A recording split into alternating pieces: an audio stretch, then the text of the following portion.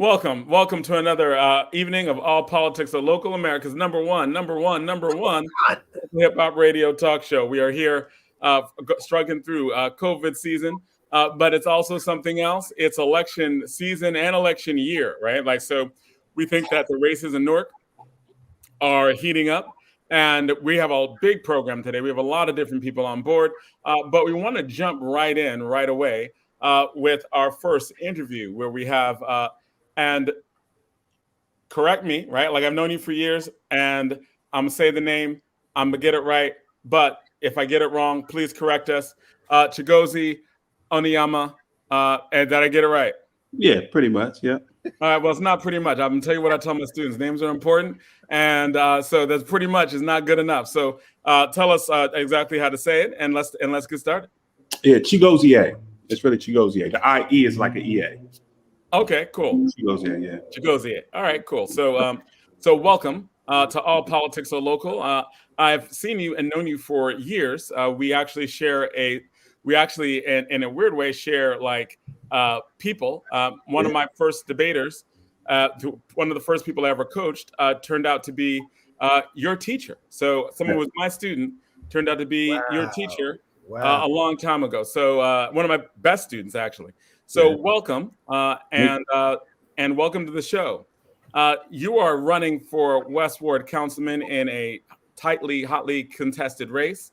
Talk to us. Why should you be West Ward council person? Yeah, well, first of all, thank you for having me, brother. And thank you, Baba Zaid, as well. It's good to be with you. But I want to sort of circle back to like the full circle moment that we have with the teacher that we have in common. So Melissa Cooper, who was, am I still here? Yes, you are. Name it. Yeah, say his name. Yeah. Melissa Cooper, who was your student and who you also coached in debate, was my high school teacher at Columbia High School. And my family's from Newark initially, and we lived in the Hill Manor Apartments, which was on then High Street and eventually became Martin Luther King Boulevard. But we moved to Maplewood when I was in elementary school. So I left St. Rocco's and I started to attend Maplewood and South Orange Public Schools. And one of the things that happens when you get to sixth grade is that they begin to track students in sixth grade, which is to say that they organize students based on their abilities. So you get a letter in the mail. It either says top, upper middle, lower middle, or standard. I was fortunate enough to receive letters that said top, but most of my friends, all of whom, or at least the overwhelming majority of whom are Black, received letters that says something like lower middle, standard, and occasionally upper middle. It's so tracking. Absolutely, tracking system. That's right. It's a soft hand of segregation in public schools that is rampant in quote liberal districts. That's right, son. Yes, sir. Yeah. And I think so for me, when I think about this race, but what really politicizes me is that experience, right? So by the time I get to high school, I meet Melissa Cooper, who's my high school teacher. She teaches a sociology elective and she also teaches history courses. But I have her for sociology, and that's really the first time that I start to get language that helps me understand the world around me, right? So I get language like race, language like class, and eventually language like imperialism, but that was a little bit further on down the line. But she gives me this language, and so I begin to ask questions about, okay, what can we do to transform the tracking system and give Black and brown students the kind of opportunities that they deserve in public schools? And so she says that these decisions are made at the school board level, right? And the school board is elected. And so I later learned that all you needed was 10 petitions to get on the ballot. So me and a friend of mine, we decide that, we're going to run for office and we're going to abolish tracking. So we get our petition signed. I find some friends, get my 10 petitions signed, and I decide to run for office. And we're not successful. I think there's some things that I learned today that I wish I could have implemented back in 2005. But what I did learn is that when you fight, you win, even if it doesn't happen right away. And what I mean by that is, although we weren't able to win the election and abolish tracking, what the public schools did was they said, okay, for science and social studies, we'll begin tracking them in high school and not in middle school anymore. For math and language arts, we won't track in sixth grade, we'll begin tracking in seventh grade. The superintendent, who we felt was insensitive to our issues, he agreed to retire at the end of his term. The principal of the high school, who we felt was racist, we were able to get her her tenure denied, because I think you can get tenure as a principal. Right. So for me, these were really formative experiences, and what sort of brought me to electoral politics, or even just politics more broadly and organizing work more broadly. So fast forward now, 2021, I'm a homeowner in the West Ward, and I think that we're at a critical moment in our history. I think that the West Ward has experienced a void of leadership for the last few years, at least. And I think that it's a void of leadership at a time where Newark, like so many other urban areas, is really a tale of two cities. I think if you think about downtown, it's bursting at the seams with development. NJ Pack just built some new towers. Of course, you have the Prudential towers that were built some years ago. M&N, the Mars company, has put one of their headquarters inside the city of Newark. And Broadridge, I think, is at the Gateway building. But at the same time you have that, you also have, vacant and hollowed out blocks in the Fairmount community. We had 2 murders in the past 2 days, one on South 6th Street, one on Alexander.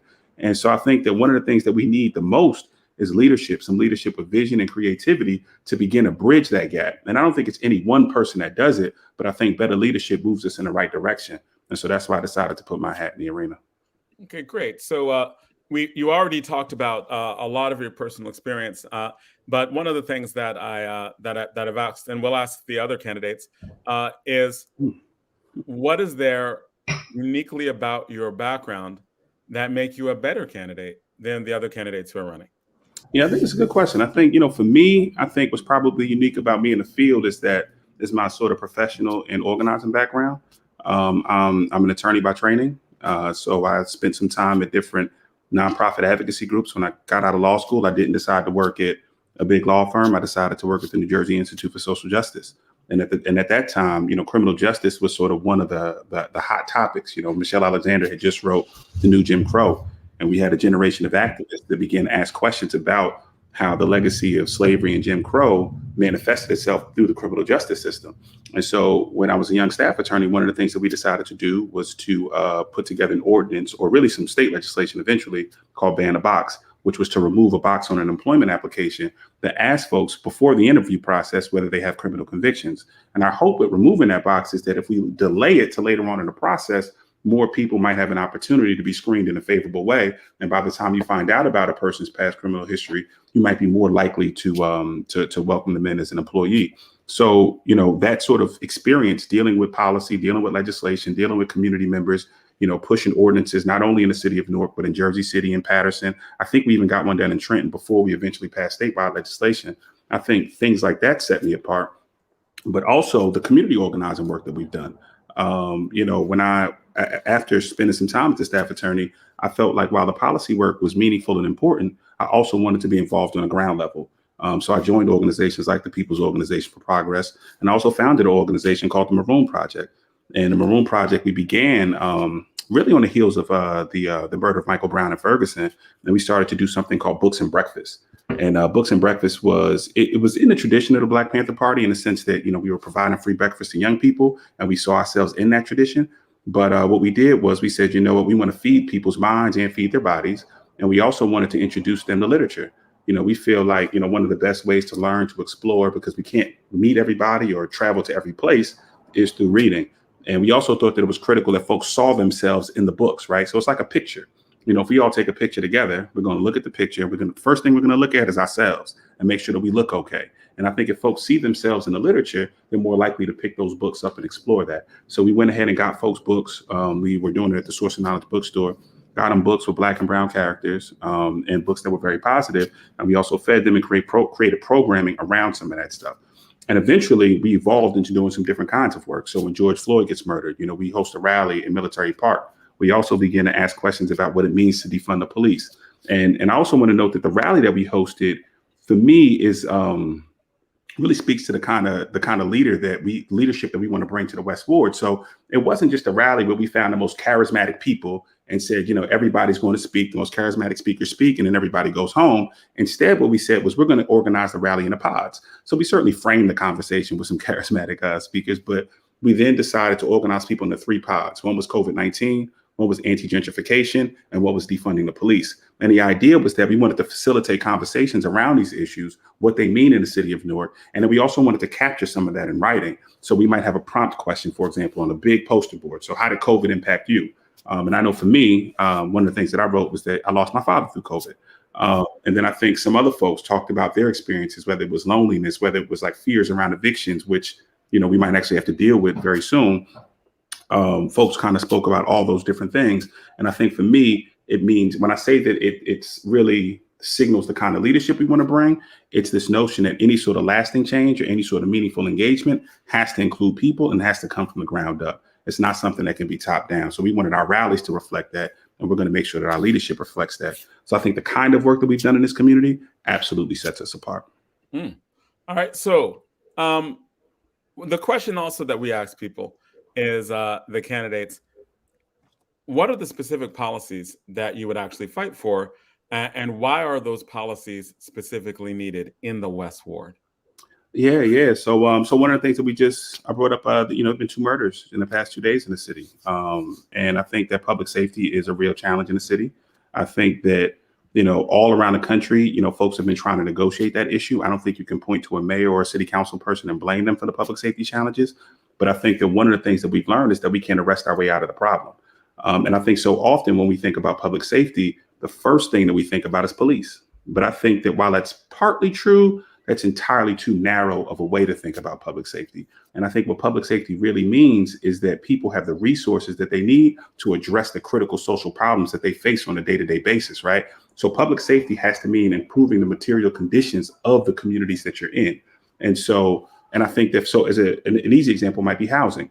So while somebody might say housing is just an economic development thing that really shapes the built environment of an area, I'll say, that's partly true, but housing is also a public safety thing. We build affordable housing, we bring people off the streets. If we build affordable housing, perhaps a parent can spend less time at work and more time with their families at home and dealing with the young children. And I also think that, we want to bring social programs to bear in order to deal with some of these public safety challenges as well, whether they be recreation, whether we expand youth employment to do so. So I think the main thing that we want to do is to figure out how we can invest in social programming to deal with the public safety challenges. And we want to put the public back in public safety. What I mean by that is, for example, in New York, they do public budgeting.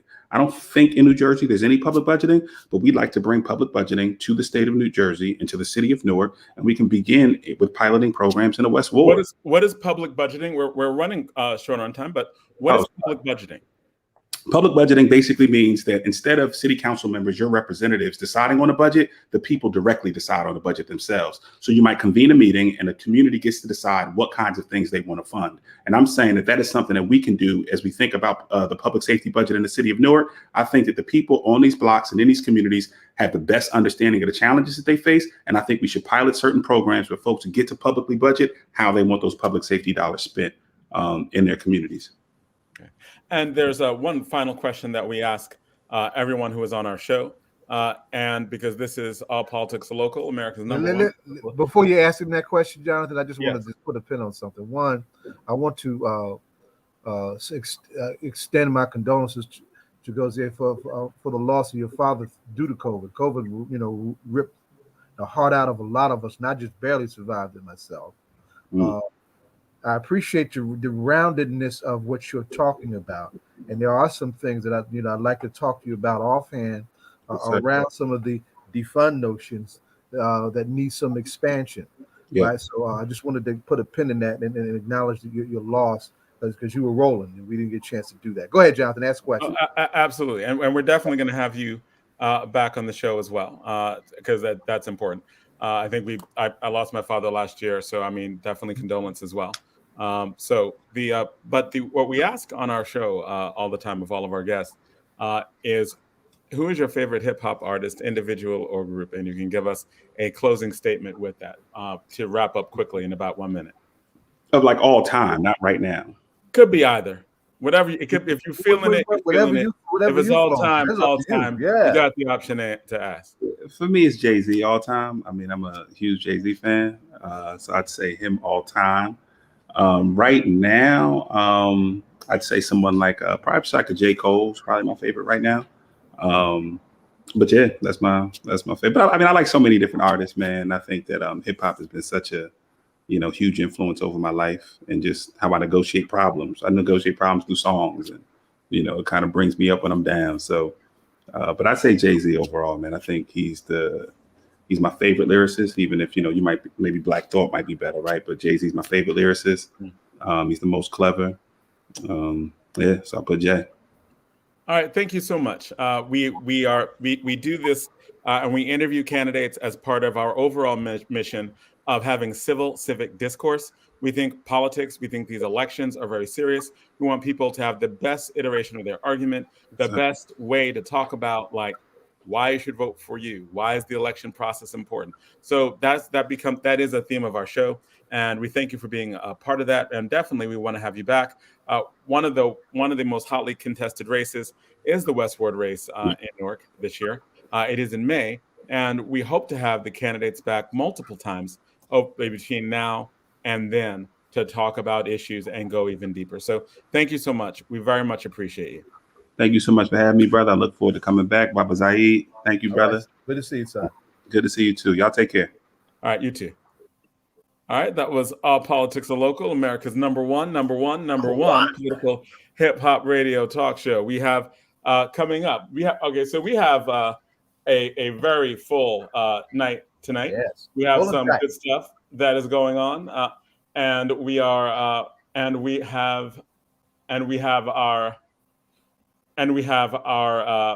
a lot of. I'm stalling because I'm just pulling this up right now. We have our guests that are coming up. We have our great guest coming up right now. We have Professor Kamosi Woodard. He is an Amir Baraka biographer, Nation Within a Nation, and he's going to be coming on right now. We are honored to have him on at 7 p.m. We have the vote. We're going to have Midi Baraka.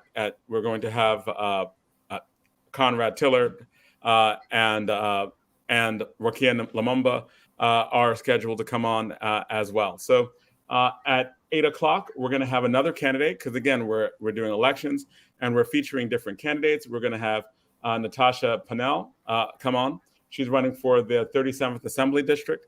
And after that, we're going to have Mark Bonanno, who's the editor of Tap Into Newark. We're going to be talking about elections and fear of a white electorate. That should be a fun conversation. And at 8:30, of course, we have DJ Rhino in the State of Hip Hop as we wrap out our show. So we're bringing on our next guest now. We are very honored to have very honored to have Professor Woodard on. And before Baba Zaid, can you give us one of your introductions? Kamosi, it's a thing that we do on this way in the show, but I want to introduce Kamosi this way. First, we do this interview in the context of honoring the birth anniversary of Amir Baraka. Right, October 7th was the birth anniversary of our Imam, our leader in Swahili. And Kamosi is not, I call Kamosi a people scholar because Kamosi is not just an intellectual, a professional intellectual, but Kamosi was a part of the organizing. Kamosi was a comrade in the organization with Amir Baraka, and there's a stream of literature and scholarship coming directly from participants in our struggle about one of the most important epic periods in our struggle. And Kamosi gave us a valuable contribution when he did A Nation Within a Nation, as well as his other work as well. So it's in that spirit that we welcome you to our show, beloved. Good to have you aboard. Good to be here. Jonathan, you're muted. Yeah, so welcome. And so what is, when we talk about Amir Baraka and we talk about Newark and we talk about his birthday, we're also talking about his legacy. And to start us off, what do you think is the legacy of Amir Baraka in Newark and also around the country? Well, Amir Baraka was the father of the Black Arts Movement. And by the time by the 21st century, Amir Baraka had developed into an institution in America, right? So, thinking about what you were just talking about, I met Amir Baraka in June 1968 at the Newark Black Political Convention at West Kennedy Junior High School. And we had workshops to develop a Black agenda for Newark. And we screened candidates who were running for city council and basically asked them if they were nominated by the Black Convention. If they were not nominated by the Black Convention, would they still run? And those candidates that said yes, they would, we asked them well, if you don't represent all the 100 community organizations here, who do you really represent?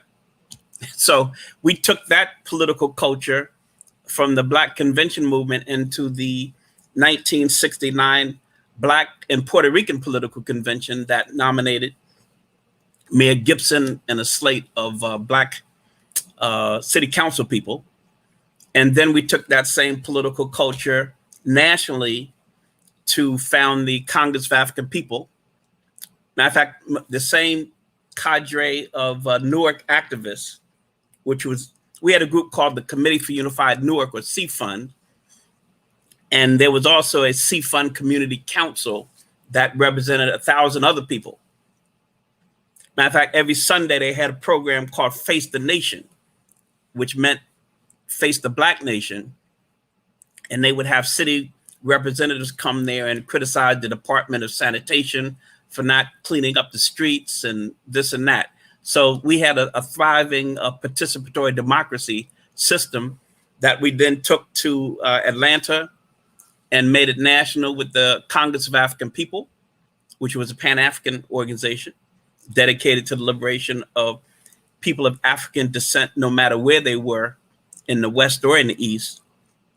And then by 1972, we took that on the national stage at the Gary Convention. They just released a film that had been suppressed for 50 years because it showed Black unity. We had, showing Martin Luther King's widow, Coretta Scott King, and Malcolm X's widow, Betty Shabazz, on stage together. At each one of these conventions, they were together. So that 12,000 political leaders met at Gary, Indiana, and forged a new organization called the National Black Assembly. Soon, by that was March 1972.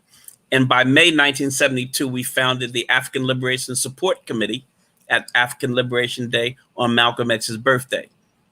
So Baraka was not just a poet, but he developed all these political institutions which had grassroots control, which is kind of important. Baraka's theme, and I think he got it from Malcolm X, was the political leader as a representative of a culture. And so for Baraka, it was very important that our political leaders represent African-American culture, right? The blues people and so on and so forth. So that was an important criteria to set a standard for Black leadership, right? Shouldn't represent the colonial culture or the racist culture. You should represent the liberation culture. And of course, Malcolm X was the role model. Did you want to ask me anything else? We talking. Both of us were muted. Oh yeah, me too. Right. Follow up, gentlemen. I know you want to follow up. That was loaded. That was a mouthful. Go ahead. Yes. Go ahead. I was going to say, when you're talking about, like, you gave us a lot about the history, right? And I'm going to ask you some more questions about the history before I start to try to bring it to, like, what exists today or should exist today. Some of the things that you talked about, I just wanted to elaborate more on. Like, what is C-Fund? What was it? What was and why was it so important? Well, the Committee for Unified Newark was modeled basically after Malcolm X's organization, the Organization for Afro-American Unity. If you look at that outline, they had departments in that. So based on the situation in Newark, they reconceived what a political party should do, and said it was obviously a political department to do voter registration and voter education. We had, a lot of people don't know this, but C-Fund and then Congress of African People was a NGO, non-governmental organization in the United Nations. So we had an office in Newark, we had an office in the United Nations headquarters in New York, and we had another office in Tanzania, Dar es Salaam, the capital of Tanzania. Okay, can you break that down? So Committee for Unified Newark had offices in the United Nations and other countries? Right. Like, what's the thinking behind that? If you forgive me, I'm just going to start asking. I'm going to not really cut you off, but ask you to slow us down and take your time, Kamosi. This is a broad, teachable moment. Drop like yes, because like there's a lot of stuff that everyone's gonna miss, right? So what was, and you were part of that. You were part of that organizing. So what was the thinking? Well, my buddy Alimu was running the political department at the time, so I would get the notes from him. But here's the thing: we thought of ourselves as parallel to liberation movements in Africa. So Newark had been, to use Baraka's language, Newark was a slave ship, and we were going to transform it into a new arc for Black liberation, right? So Malcolm had basically said that one of the aims of Black liberation was the transformation of urban space, right? So we had that liberated space, Newark, and we were going to transform it. And we had an urban vision that was informed by Baraka going to Tanzania and seeing how they were building Ujamaa villages or African socialism. And so we tried that in Newark. So if you look, so we had an economic department. We'd read what Sekou Touré was doing in Guinea, who was fighting against colonialism there. And we looked at what Mwalimu Nyerere, or President Nyerere of Tanzania, was doing, fighting colonialism there and building a new economy based on democracy, right? Participatory democracy. So we tried all those experiments in Newark. Now, and when you say you tried those experiments, can you break down like what that was? Like what did it look like? And were you talking about using the government, or were you talking about community? Both. We never used one lead. You're saying using both the government and community to have these policies, and can you break that down for us? Okay, I'm from the Central Ward of Newark. I grew up on Hunterdon and Rose Street. And when I went away to college, I had a full Black community there. And when I came back for Thanksgiving, my community was shut down by urban renewal, right? All the Black businesses had been gutted. And the only thing was left was the railroad track running on Jelliff Avenue there and the public housing project. So Baraka gave me the assignment to run what's called the NJR 32 Project Area Committee. That's the government calls it NJ, I guess, New Jersey redevelopment, right? And they gave you a number, 32. And so that was 100 acres of development. And we saw a loophole in the law that said that when they have urban renewal, every community has the right to have a voice. Because of the Black Power movement, we interpreted having a voice as having an office, an architect, a staff of draft people, community organizers, the whole 9 yards. And we met with that community and redrafted what urban renewal, basically, they were going to try to build more high-rise public housing like Hayes Homes and Scudder Homes, et cetera, which the community already thought was problematic. At the 1968 Black Political Convention that was in the middle of Hayes Homes, West Kennedy Junior High School was right across the street from Hayes Homes. Baraka looked at the projects and said, "This is not your culture. This is the culture that white racism has imposed on us," right? And he asked us to imagine something that we could not see, an urban vision. What would the city look like if you were in control? And he said that just like you take the white man's hat and put it on your head, but by the time you break it down, it's yours, right? He said that. So what did that mean? What does that mean? So we didn't want to live. So public housing was basically a bad idea, right? And the white people who built it knew it was a bad idea. So we had an architect that we asked the community, how did they want to live in the Central Ward? And the senior citizens there said, what else is there? All we've known is these cold gray projects that we've been living in, these ugly slums.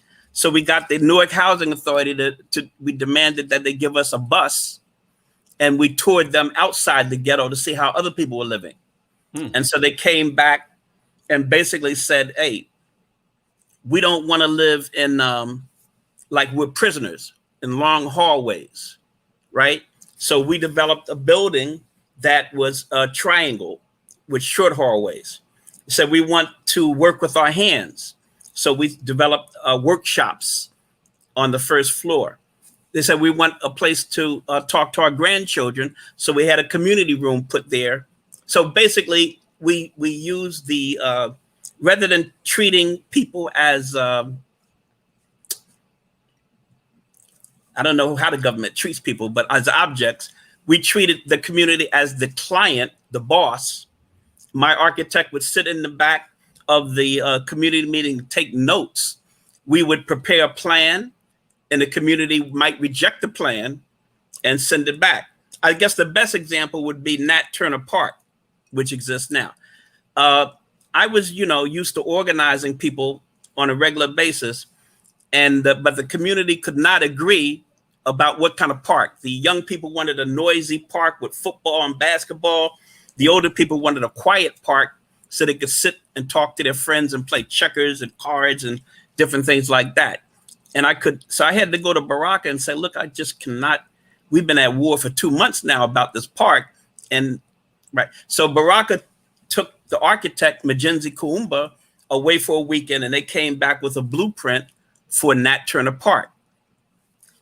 I forget how many acres we had, but basically, if you look at that Nat Turner Park, it was on a slope.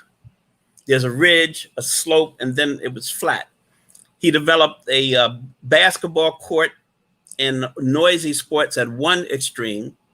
At the other extreme was the ridge. He put the senior citizens benches and play. They could play checkers and cards and talk to their friends.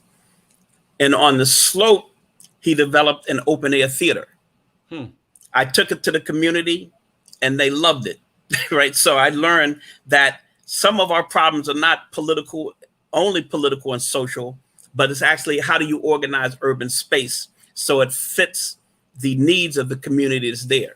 So we developed plans for a medical center, senior citizens house, which they did build, garden apartments, no highway. We actually zoned, if you look at that area, it's zoned residential. One of the big problems with the Central Ward is that we used to get hit by cars all the time because much of the Central Ward was zoned as industrial, right? So that means trucks can come through, speeding and knock kids over. So we actually rezoned the Central Ward and had it zoned as what it should have been, a residential community where children were playing, right? So we were learning how to do that. And in the 25 cities that were the Congress of African People, all of those cities had a similar problem. Pittsburgh, they were wiping out the Black community, right? So our plan was to learn how to do construction and design and stuff like that and carry that package to 25 cities. We realized after a while that, hey, there's a whole lot of employment based on developing housing. You got the brickwork, you got the carpenters, the painters, and so on and so forth. And our people have been shut out of all those contracts. So when you're talking about this, and I'm going to want you to continue on with the part about economic development and shutting people out, but it seems like you're talking about just small d democracy and that you have a government responsive to the people it's supposed to serve. Did it seem, what made it such a radical concept? Because everything you're talking about is, well, we got people that talk to the community and they created things that fit their needs. Well, we didn't think it was that radical. Matter of fact, I thought it was a corny thing he had me do. I wanted one of the sexy assignments like the United Nations, stuff like that. I didn't think housing was controversial until we started building it, right? And as soon as we started building it, the white racists came out and beat up my construction workers. Whoa. So I learned, we had to learn. And actually, that's a deep pattern that we need to understand in Black history. Black people have been trying to build for centuries in this country. And then oftentimes, just like Coweta Towers and the things we were developing, white violence wiped that out. So, that whole thing about Wall Street, what's the town with, Black Wall Street, stuff like that. Make it up. There's a film called Banished, right? Where we know that black people were banished from many territories they were in. So we've been, for centuries, each generation has been developing this stuff. And just like Cowardly Towers, which I'll talk about in a little bit, they literally buried Cowardly Towers, right? That was like $1.5 million, which is maybe $10 million in these terms. We built a foundation for an apartment building in the North Ward at Lincoln and Delavan. And white racists came out, beat up our workers there. White police chief, 1972, after the Gary Convention. The white police chief at the time of Newark said that he could not arrest white people. That's what he said. So that was like open. That was just in your face. He said that in the newspaper. This ain't Georgia. This ain't Mississippi. This is Newark, New Jersey, and our lifetime. So then we said we need a black police chief. Right. If you're going to roll that way, we need a black police chief. So Baraka led about 1,000 brothers to the city council meeting. They broke in the meeting and demanded a black police chief.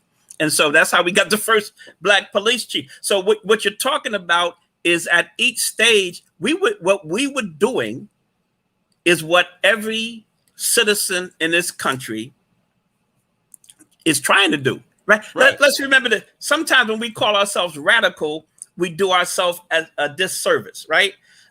They were cutting programs in Brooklyn and in Westchester County in New York at the same time. The parents who came out in Brooklyn were called militants.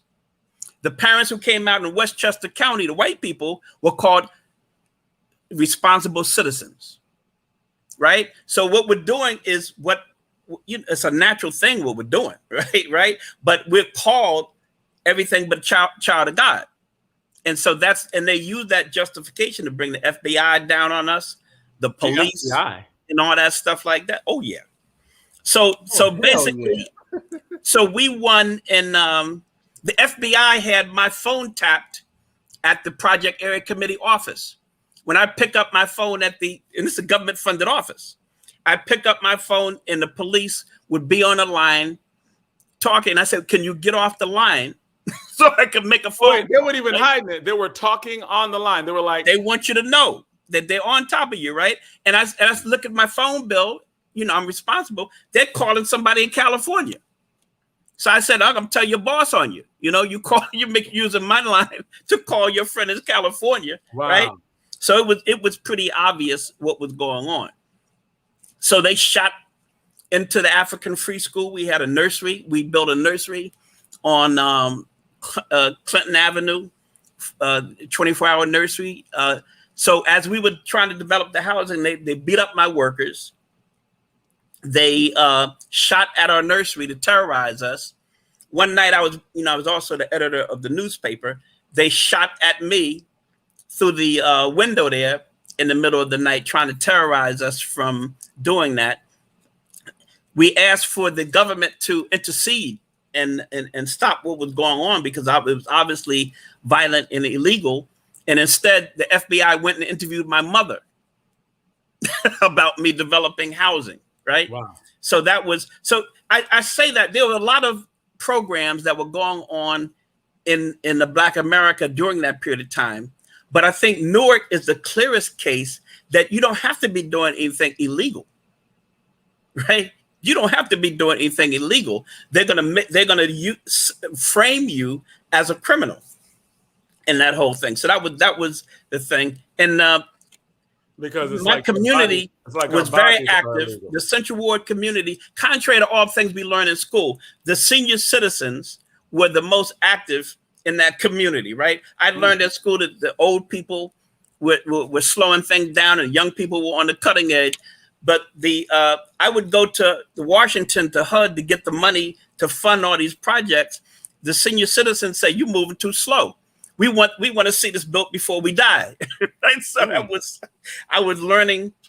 relearning about the Black community. But the great thing about it, and I think this is an important piece, is that I had been worked in a supermarket in that neighborhood. So I carried the groceries of many of the senior citizens. And so when I came back to head the Project Area Committee, the big thing was you came back. You didn't just abandon this community, right? So it was a sacred thing. And I learned a lot about economic development in that process there. When I was going to the labor unions to pick my workers up in the morning, what I found routinely is that most of those workers who were categorized as laborers were actually carpenters, plumbers, electricians, and the other skilled trades. They could not get a union book in the skilled trades. So we were dealing with all that. We established a construction company. We tried to get the construction company to work together to improve the pay of the workers. So it was a full-fledged economic program developed by the Newark community out of those conventions, and it was like an ongoing struggle. So each one of those departments, we had a proposals department that wrote proposals to foundations. So that's how we got funded the African Free School. We were working with the UCC, which was the anti-poverty program that funded some of the African Free School daycare. We had daycare for sisters from 7 a.m. in the morning until 7 at night. That way the sisters didn't have to worry about childcare when they got off work. Because most of the time they had to get a bus out of Newark and they had to come back, and they were always worried about those 2 or 3 hours for their children. But so all those programs were very popular in Newark because they served those needs. And these programs were publicly funded, right? Like in other words, public and private. Okay. And so how did that work in terms of the building, right? The public and private funding. Because a lot of you talking about the housing or the we did look. The first thing was going on was that Newark had a lot of abandoned houses, right? They because of urban node, they abandoned a lot of these properties, and we saw a loophole in the law. So even our headquarters, 502 High Street at the time, was an abandoned building. We took it over and maintained it for the first couple of years. The property on Belmont Avenue, which is now maybe Irving Turner Boulevard, I think, right, was a bowling alley, had been a Masonic temple. We turned that bowling alley into a television studio to teach Black and Puerto Rican youth how to operate the cameras, write scripts, and get jobs in the TV industry. Right. So each thing we were using variety of private foundation funding. The proposal department would just find out what foundations wanted to fund that year, and we'd come up with a program that fit our needs. But we also had the anti-poverty agency, UCC. UCC was based, United Community Corporation, had an elected structure. David Barrett or Mtetezi became the president of UCC, and many of our programs that had been out of our pocket for a while became publicly funded. And we also had African Free School was also at Marcus Garvey School. Marcus Garvey School originally was Robert Treat School, where the children couldn't read. So first we were teaching the children how to read in the Spirit House Theater, and then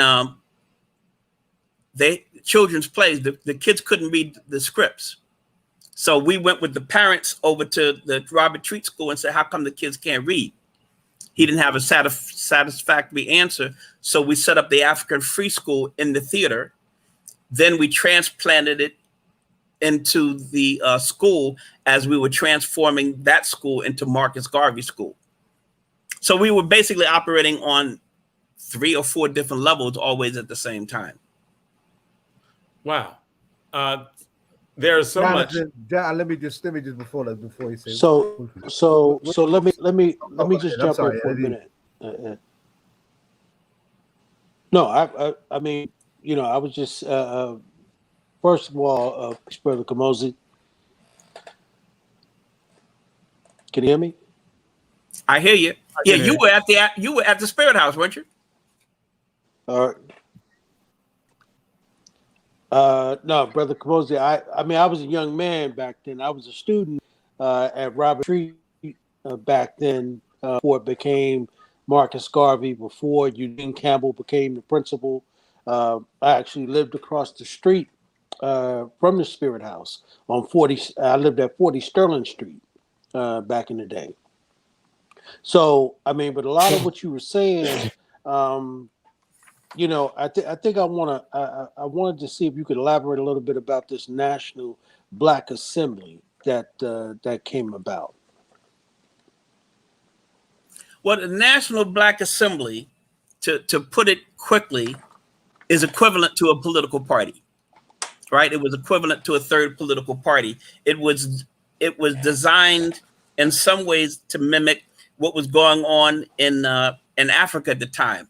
All those liberation movements were led by these political parties, and obviously some of them used the gun, but other ones were elected their way to electoral movements for independence. So we modeled ourselves after that, and then in conversation with Mayor Hatcher, Gary, Indiana, he was the black mayor there, and Congressman Diggs, we fitted it to deal with the problem in America. Actually, the idea for the Gary Convention comes from Martin Luther King, right? Martin Luther King, Coretta Scott King, Harry Belafonte, Sidney Poitier, and Mayor Hatcher all had the idea of some kind of black elected structure to monitor presidential candidates in 1968. And so King dropped that idea on Baraka when he visited Newark a few weeks before he was assassinated, right? So by the time we did the 1968 convention, Black Political Convention in Newark, we're trying to develop on King's idea, right? And so when we proposed that in 1972, Coretta Scott King is the first person that came out and endorsed the idea and articulated it to the extent that everybody agreed with it. So we ended up with the Gary Convention. Bringing that back to Newark, or New Jersey, I'm sorry, we had a New Jersey Black Assembly, right? So that from Newark to Trenton, all those black communities, New Brunswick in between, stuff like that, had elected people who would work on a black agenda for New Jersey. Pennsylvania had one from Pittsburgh to Philadelphia, and they would debate what should be what are the goals of black people in Pennsylvania. So each state had a Democratic forum, and then they had like a list of what would qualify a candidate for the black vote, right? So today it would be in Jackson, Mississippi, it would be who's going to fund the infrastructure to clean the water and stop the flooding that happens in our community. That would be, if you was in Flint, Michigan, right? That would be at the top of the agenda. So if you look at that Gary agenda, it's got, it's against environmental racism, right? All the issues we're talking about today are in that 52 page or 55 page Gary agenda. Did you want to know more about the Black Assembly? Well, I did, but I'm gonna let Zaid ask a question because I mean, because I think that somewhere in there, right, when you talk about the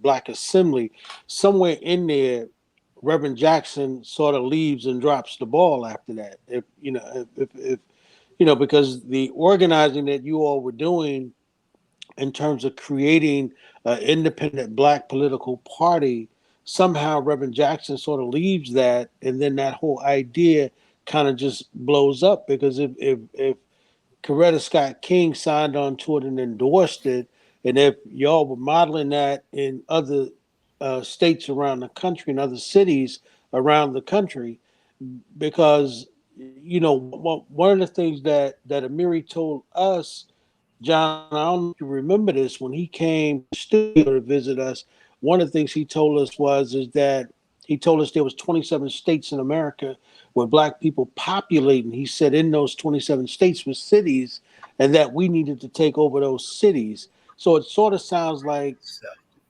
someone was telling us, brother, only back then.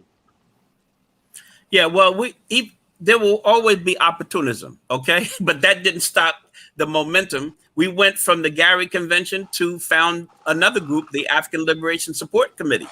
And that was very successful in isolating racism, Portuguese colonialism in Mozambique, Zimbabwe. We helped the people in Zimbabwe. Excuse me. Zimbabwe used to be Rhodesia, right? So the African Liberation Support Committee was such a powerful grassroots organization that in 1975, I was on security in one of the buildings, and I got a call in the middle of the night that the Zimbabwe liberation groups were on the way to negotiate a peace treaty in New York City, but they had been arrested in Delaware. I made a call to the Baltimore office of the African Liberation Support Committee and the Wilmington, Delaware office. They, within 2 hours, they had a demonstration in front of that prison to release these brothers so they could go negotiate the independence thing. By morning, when Baraka came to the office, I was able to put him a note that this is what happened last night. And the brothers in Baltimore and Wilmington got together and took care of the business. And the Zimbabwe people are on the way to the United Nations to negotiate their thing. That's how tight those organizations were. It wasn't just Newark, right? And what I should mention is important for today. Newark had a political school of leadership, right? So people from Pittsburgh, Los Angeles, Chicago would come to Newark. They would stay in Newark for maybe 3 months. The brother, what's his name in New Orleans is Kalama Yasalam. Yeah. The head of the Black Arts Movement. He was the reason I know all these people. They were in Newark in school with us. So they would come to our political classes during the week. They would organize tenants around tenant strikes and all these different movements. They would play football with us on Saturday and learn to play. You had a game we played before the football game where you had to name the heads of liberation organizations in the different countries. And if you didn't get it right, you had to do 25 push-ups. So either your mind got fit or your body got fit on Saturday. Right? That's right. But anyway, Kalama went back and organized in New Orleans. So that was the whole thing, is people come to Newark. Newark was the center of Black studies during that period of time. But it was a different kind of Black studies, right? It was the kind of Black studies that was applied to solving problems. The sisters in the sisterhood there were the best researchers. They would go out and say, okay, what kind of healthcare do we need for these children in the African Free School, right? Many of them, when they left, when the organization declined, they became leaders in state government, private organizations, corporations, stuff like that, because they had run institutions in Newark. So Newark is a very important thing for the groundwork of the movement.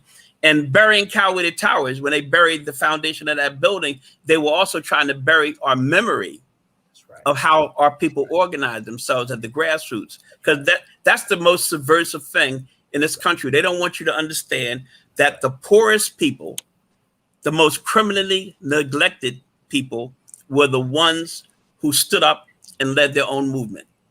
Now, can you explain what happened with? Can you explain what Cowley Towers was? Well, John, I think Zaid had a question, John.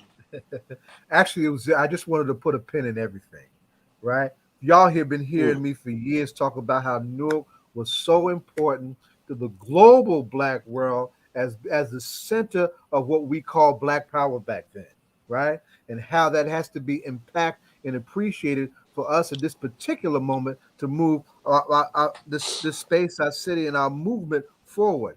And the timeliness, right? Because underneath your question is the fact that we're getting ready for the 50th anniversary of Gary, right?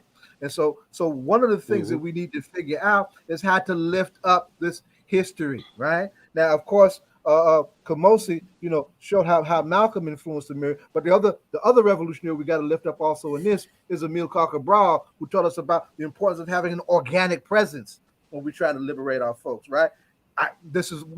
In this country, this was one of the best examples of that, hands down. For organic presence. Right. What do you mean by that? Organic presence. I'm gonna let the guest answer it. Let me say what Cowley Towers was. But basically, The Central Ward of Newark was stuck. We desperately needed housing, affordable housing, and there were a lot of development groups in Newark, and they were all stalled, right? There's racist who was running the New Jersey Housing Finance Agency. When we go down to meet with him, he would turn his seat around and only show us his back. Wow. I forget his name right now. He got busted for corruption. But he installed Junius Williams and everybody else who was trying to develop housing. Nothing was being built in the Central Ward except for a few corrupt white developers, right? And they were building bad housing for Black people. So we decided that since everything was tied up in the Central Ward, there was a piece of land through our attorney, Ray Brown, that was available in the North Ward on the corner of Lincoln and Delavan. And there was an award-winning piece of architecture in Jersey City. We bought the plans for that. It was a 23-story building. We cut it down to 16 based on the zoning in that area. And we figured that we couldn't learn how to develop housing in these 25 cities if we were just sitting there twiddling our thumbs. So we never waited for the government, right, to do something. We would go ahead and do our own thing in the meantime, so we'd be better prepared once the government funding came through. So we got that, I think this was 1 or 2 acres of land, and experiment with the idea of a vertical community. We had been against public housing, the high rises, right? But the question was, could you develop a high rise that wasn't like the public housing project? And Baraka said, hey, look, if you look on the Upper East Side and the Upper West Side in New York City, they have high rises where people live decently because they have the services on the first floor. The services are right there, right? So we said, okay, that's what's wrong with public housing. It doesn't have the services that people need.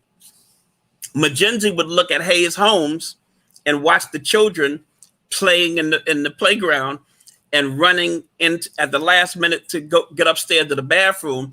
They could not wait for the elevator and they would urinate. So he decided he would say, okay, well, then we need to design buildings with bathrooms on the first floor, right? So it was a problem solving issue. And so when we built, we designed Cowley Towers, it would have been the most modern housing development and affordable housing for African Americans. Every building that Baraka developed had a theater in it. So Cowley Towers had a children's theater in the basement. It was the first building with cable television. So he wanted the grandparents and the parents to be able to watch their children perform plays in the basement through their cable television, right? That was the plan there. It had balconies that everybody wanted. It had a library inside there, workshops, the whole 9 yards. The first, 2 floors, that's what that was. And so we were quite proud of developing that. And we also had, Black and white contractors working together. The problem with Black contractors in Newark during that period of time is almost nobody could get a insurance bond to do a big development, right?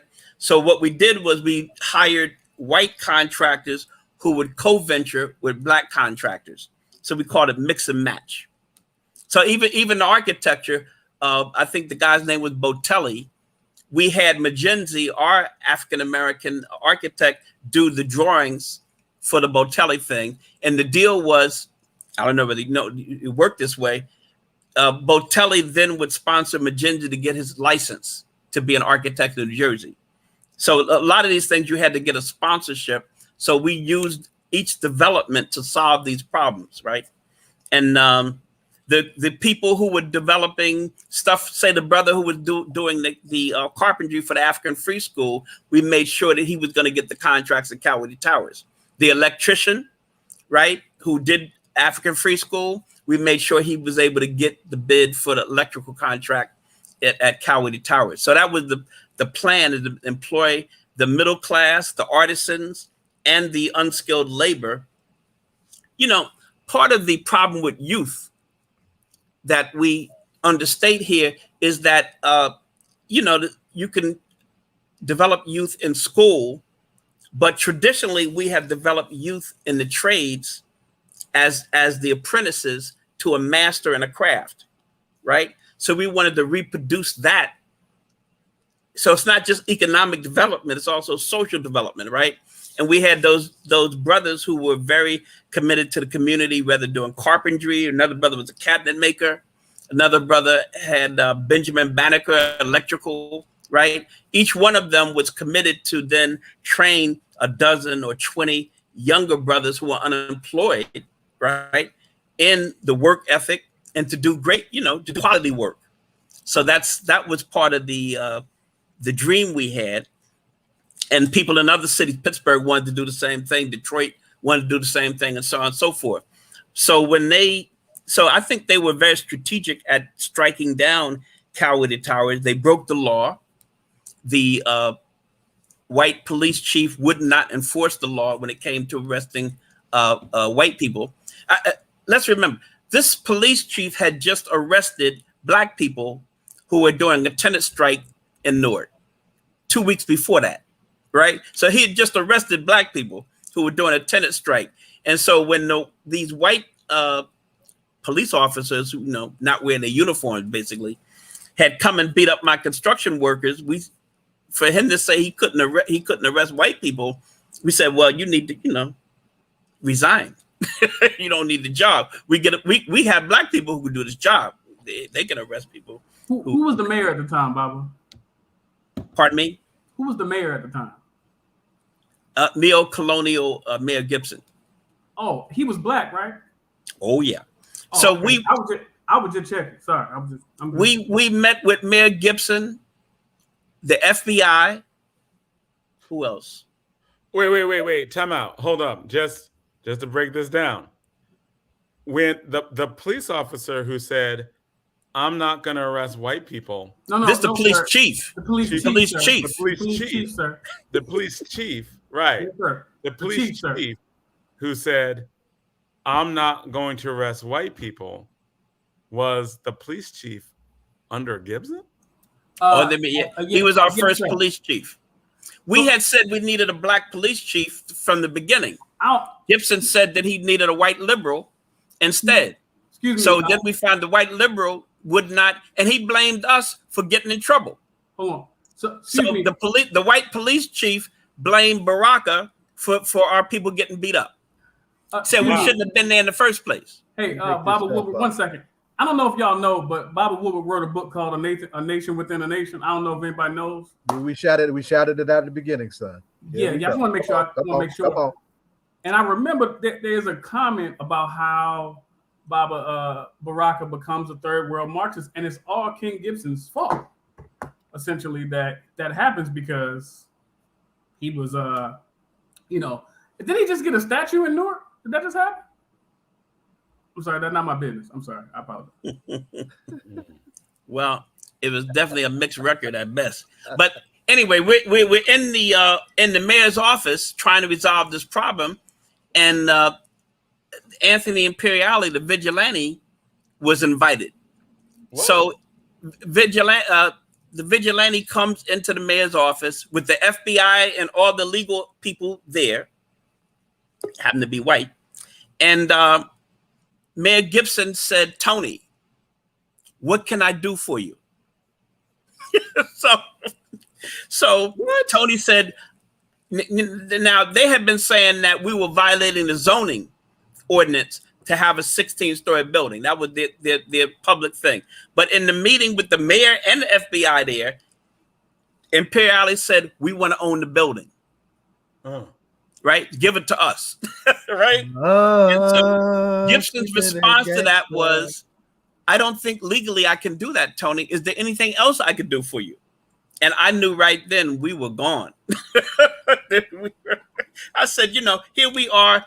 This guy is telling you he's a thug in front of the FBI and the mayor and all the authorities. He's telling you I'm lying out in the street, but I'm telling you in real, I want that $6 million. How did they get that $6 million? We had $6.4 million to develop that building. So that was we knew we were on our own from that point on. So at that point, you kind of realized that, maybe just voting for somebody that happens to be a little lesser of the two evils probably don't work. Back then, you knew that? Baba Woodward, am I putting words in your mouth? I'm sorry. Well, when we were doing the conventions, the young people who were reading Kwame Nkrumah, Neo-Colonialism, said to the elders, look, we can elect this man if you want, but we have to be prepared that he's going to betray us. And Mitty and many of the elders said, oh, no. Let's remember, Gibson was one of the United Brothers. Oh, Gibson was a member of the organization originally. I'm just saying, we just recently celebrated the birthday of the Honorable Elijah Muhammad, and he said history is the discipline most set up to reward and study it.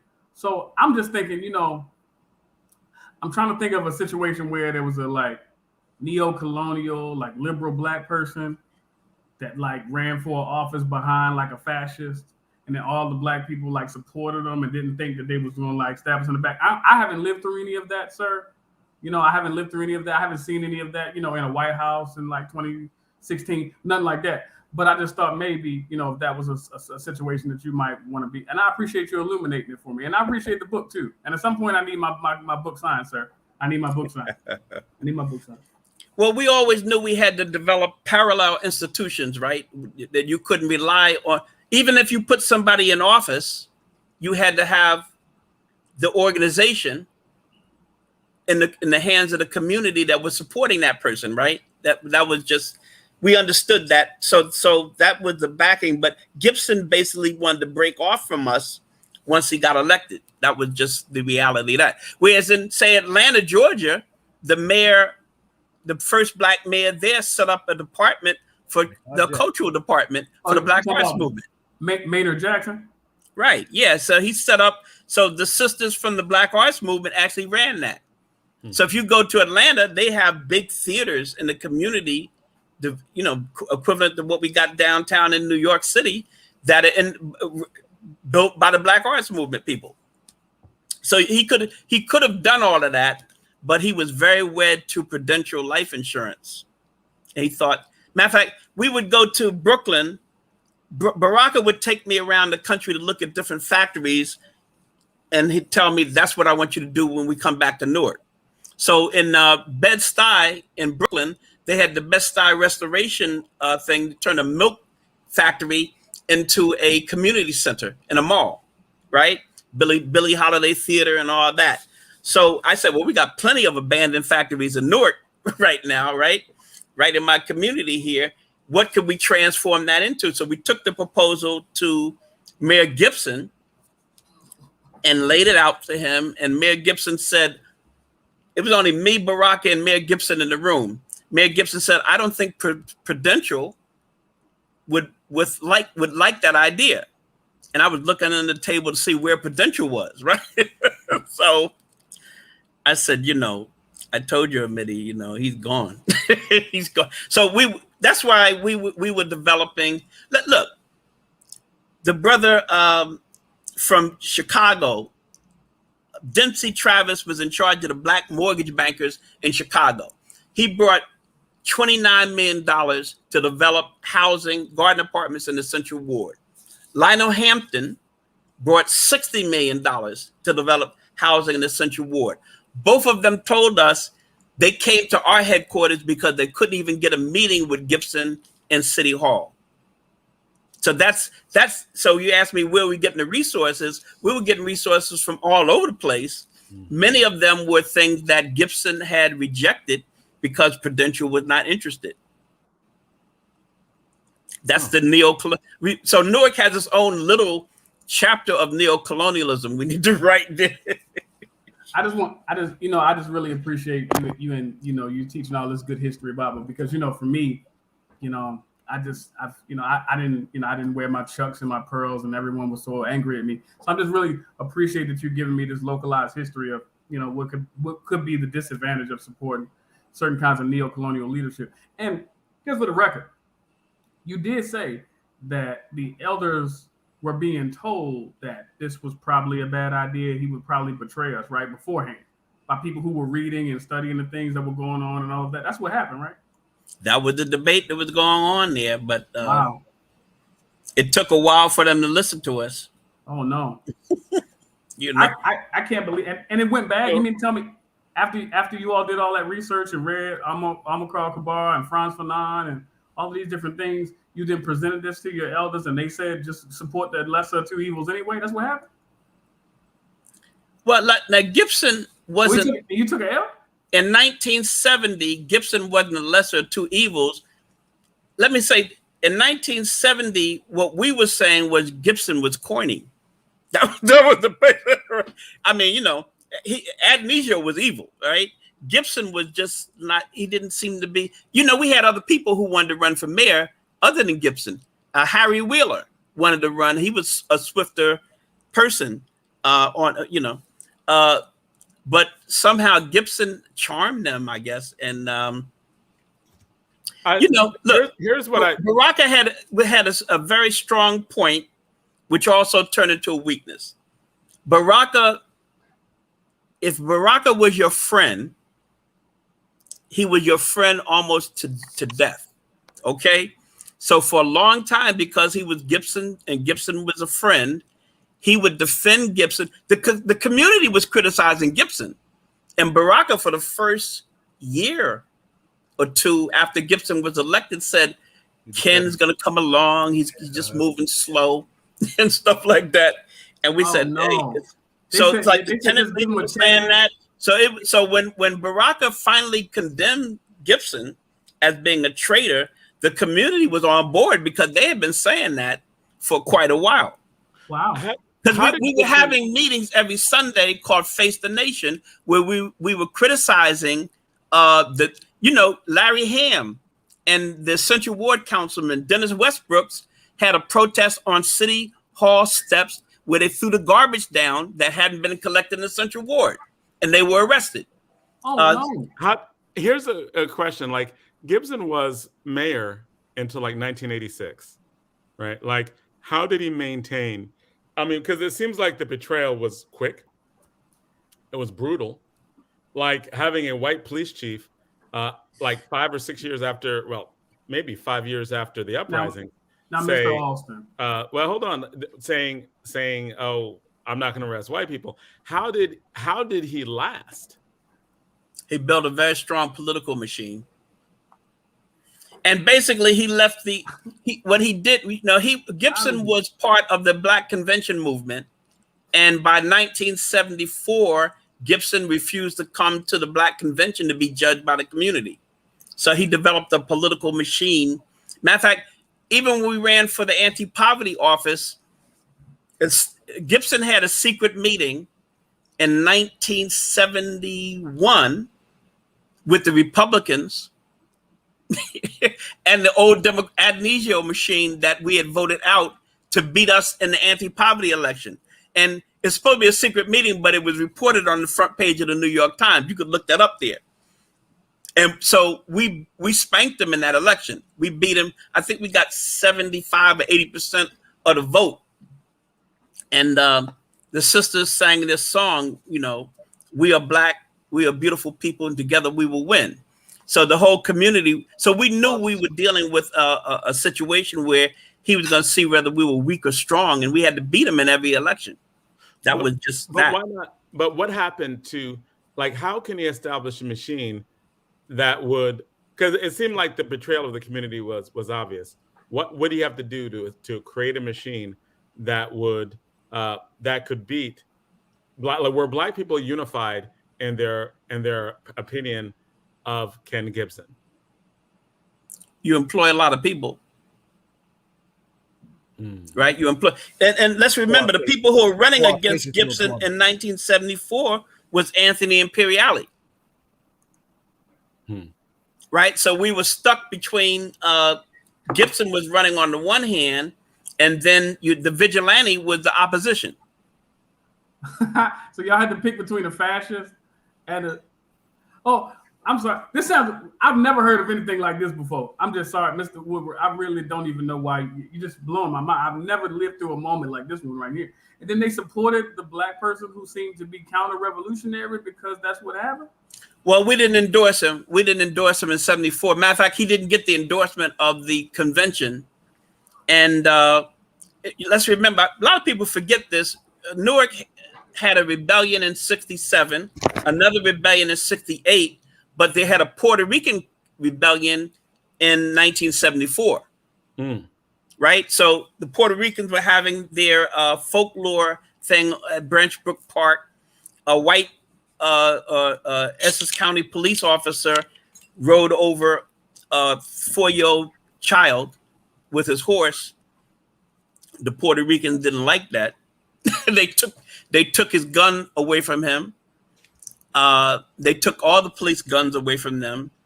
The vigilantes attacked them with their cars. They burned the vigilantes' cars. And then with those guns and things, they were going to march down to City Hall. Gibson dispatched himself to stop them, and because they were going to like basically kill everybody they could find that had, done this damage to their community. When we were on a poster detail that day, and we could smell the tear gas in the air when we got back, and we had to go down to City Hall. So we went down to City Hall, and we were out there with thousands of Puerto Ricans who were demanding that he fire these police, et cetera, et cetera. So Gibson's in the meeting, Baraka's in the meeting, and the young lords were in that meeting. And it turned out that while they were in the meeting discussing how to stop this police brutality, the police were planning to attack us outside from 2 sides, right? So now here's a little thing most people don't know. So there was a white dude outside selling hot dogs in front of City Hall. I recognized him from the Student Democratic Society meetings in Pennsylvania.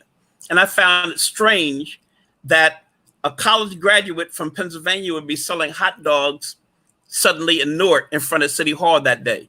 So I walked up to ask him, hey man, what are you doing here? And at that point, the police attacked us from both sides. The Puerto Rican brothers and sisters had rocks in their pocket and stuff like that. And there was this big glass corporate building across the street. The only reason they stopped beating people is that they broke the windows on that building and then ran toward the North Ward. The Black Panthers and Baraka were attacked by the police. They tried to run them over on Broad Street there. And the only thing to stop them, they went up on the sidewalk to run over these people, right? They knocked one of the Black Panthers up in the air, but then the cop car that was trying to run them down hit the traffic light. And we kept going. They hung 2 Puerto Ricans under the bridge in the North Ward that night. Wow. And Mayor Gibson declared a state, what they call that? Of emergency? They won't let, you can't demonstrate anymore and stuff like that. I forget what they call it. Say it again. A curfew? Well, he said basically you couldn't demonstrate. So the Puerto Ricans couldn't demonstrate. But the Puerto Ricans said they were going to demonstrate anyway. You can't kill us and stop us from demonstrating. So we knew that we didn't want the image to go out there. Here we had won this election with a Black and Puerto Rican alliance. And you got the mayor betraying the Puerto Ricans, right? So we called for all of our chapters on the East Coast to come. So we have a show of force along with the Puerto Ricans. And we defied Mayor Gibson's ban on demonstrations.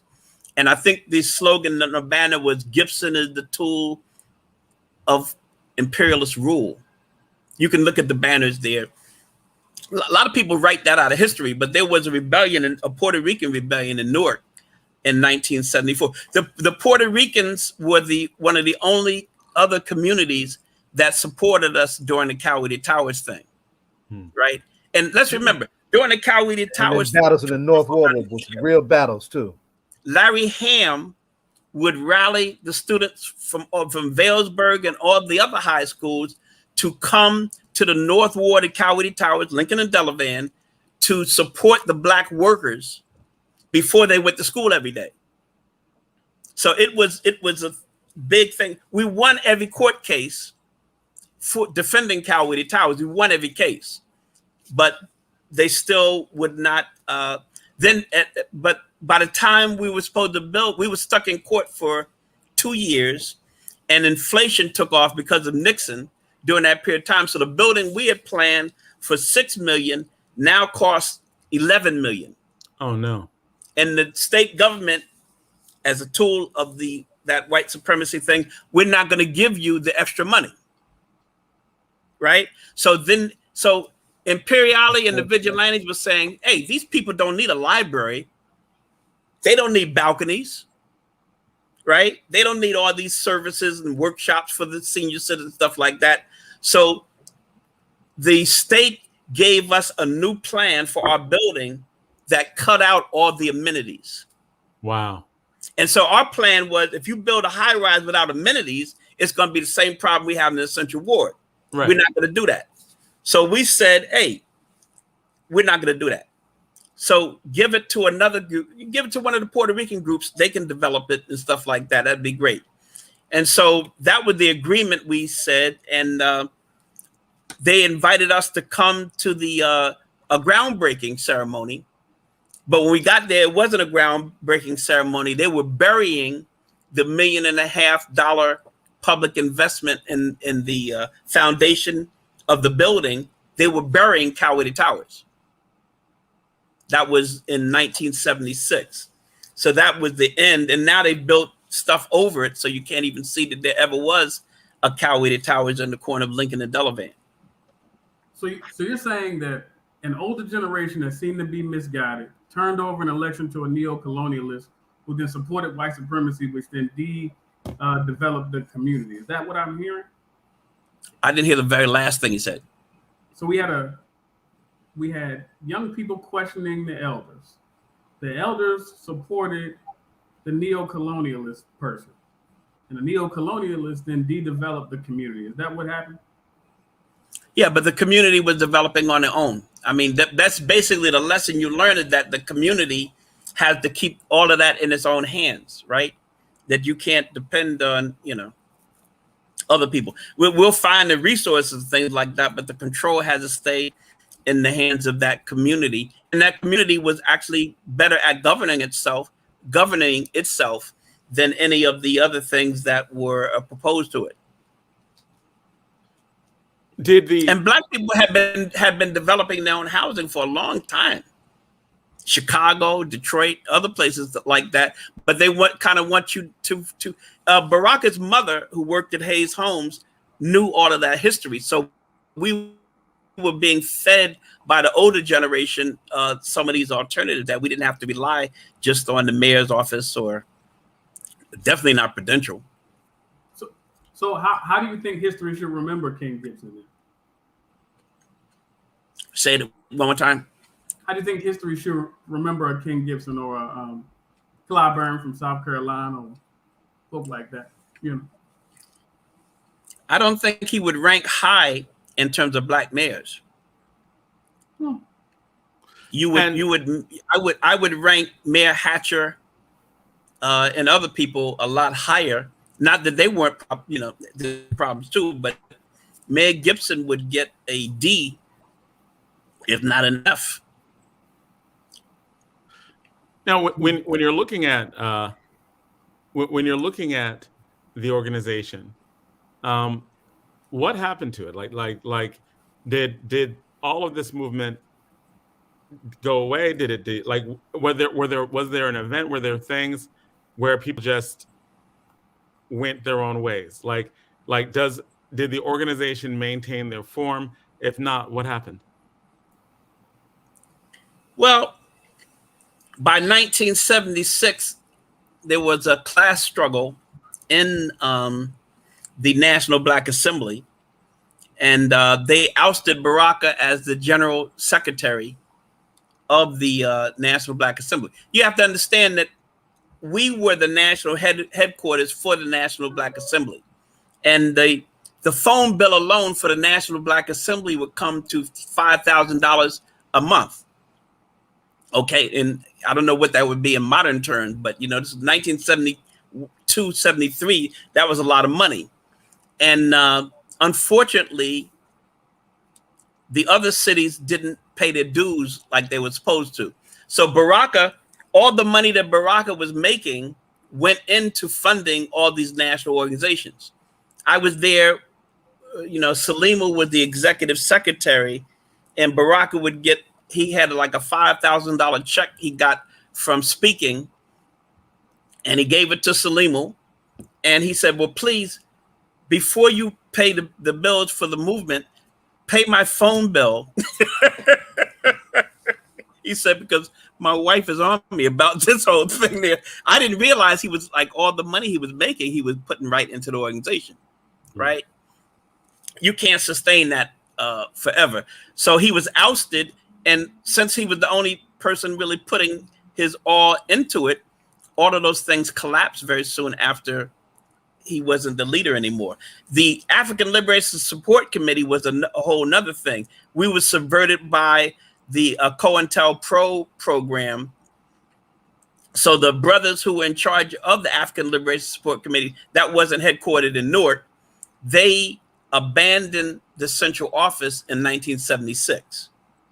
The FBI said that they were they had to register as a foreign agent for a foreign country or something like that. They got spooked and they liquidated the organization. So that we could never get that back together again because they had all the central records and stuff like that. So bit by bit, so you had the attack on the national side from the state, and then you had the class struggle and the emergence of the Gibson machine co-opting folks on the local scene. And also there was a terrorist group, excuse me. There's a white group that came in 1973 that claimed they were socialists and put posters against Baraka. They had a caricature of a, not a wolf, some ugly beast with Baraka's head on it. And every time we started to do work in the community, they would attack us in the street. And when we fought them back, the police would come and arrest us. And you said white socialist group? They called themselves, yeah, but they this strange group. I forget the name of it, but they claimed they were socialists, but they weren't really. What did you say the name of the group? I'm saying that detail got by me. I hadn't heard this piece before. Oh no, it was ugly. It was really ugly. Yeah. It was really ugly. So that was very disruptive. And also our people, we had to get everybody out of jail. So at one point in time, we had to close our printing business down because all the brothers and sisters who worked there were in jail. So all of those things came at us in the same time. So like I said, that's when they shot into the headquarters in the middle of the night.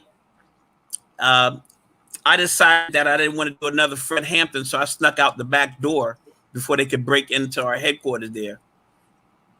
And and we lost the funding for the African Free School and so on and so forth. As soon as we, like when the Project Area Committee, they cut the funding for the Project Area Committee, right? And they held up we had $20 million of commitment from the federal government to build a central ward. The city council voted to rescind the tax abatement for the $20 million. Wow. So we lost that. And then they cut my office, the Project Area Committee's office. So I was basically funding the Project Area Committee out of my back pocket. And when you're saying the council, right? Like we're talking about Black mayor, a largely Black council. Yeah. Sharp James was the only person, the head of the city council. Well, Baba Mshuri, the elder, came to me in the middle of all this, and he said that, you know, you're in trouble with Cowardly Towers, but you also got this other problem in the Central Ward. And I said, what are you talking about? We got $60 million one way. We got another $30 million coming in. We're in pretty good shape. And he said, no, someone in that city council is going to betray you.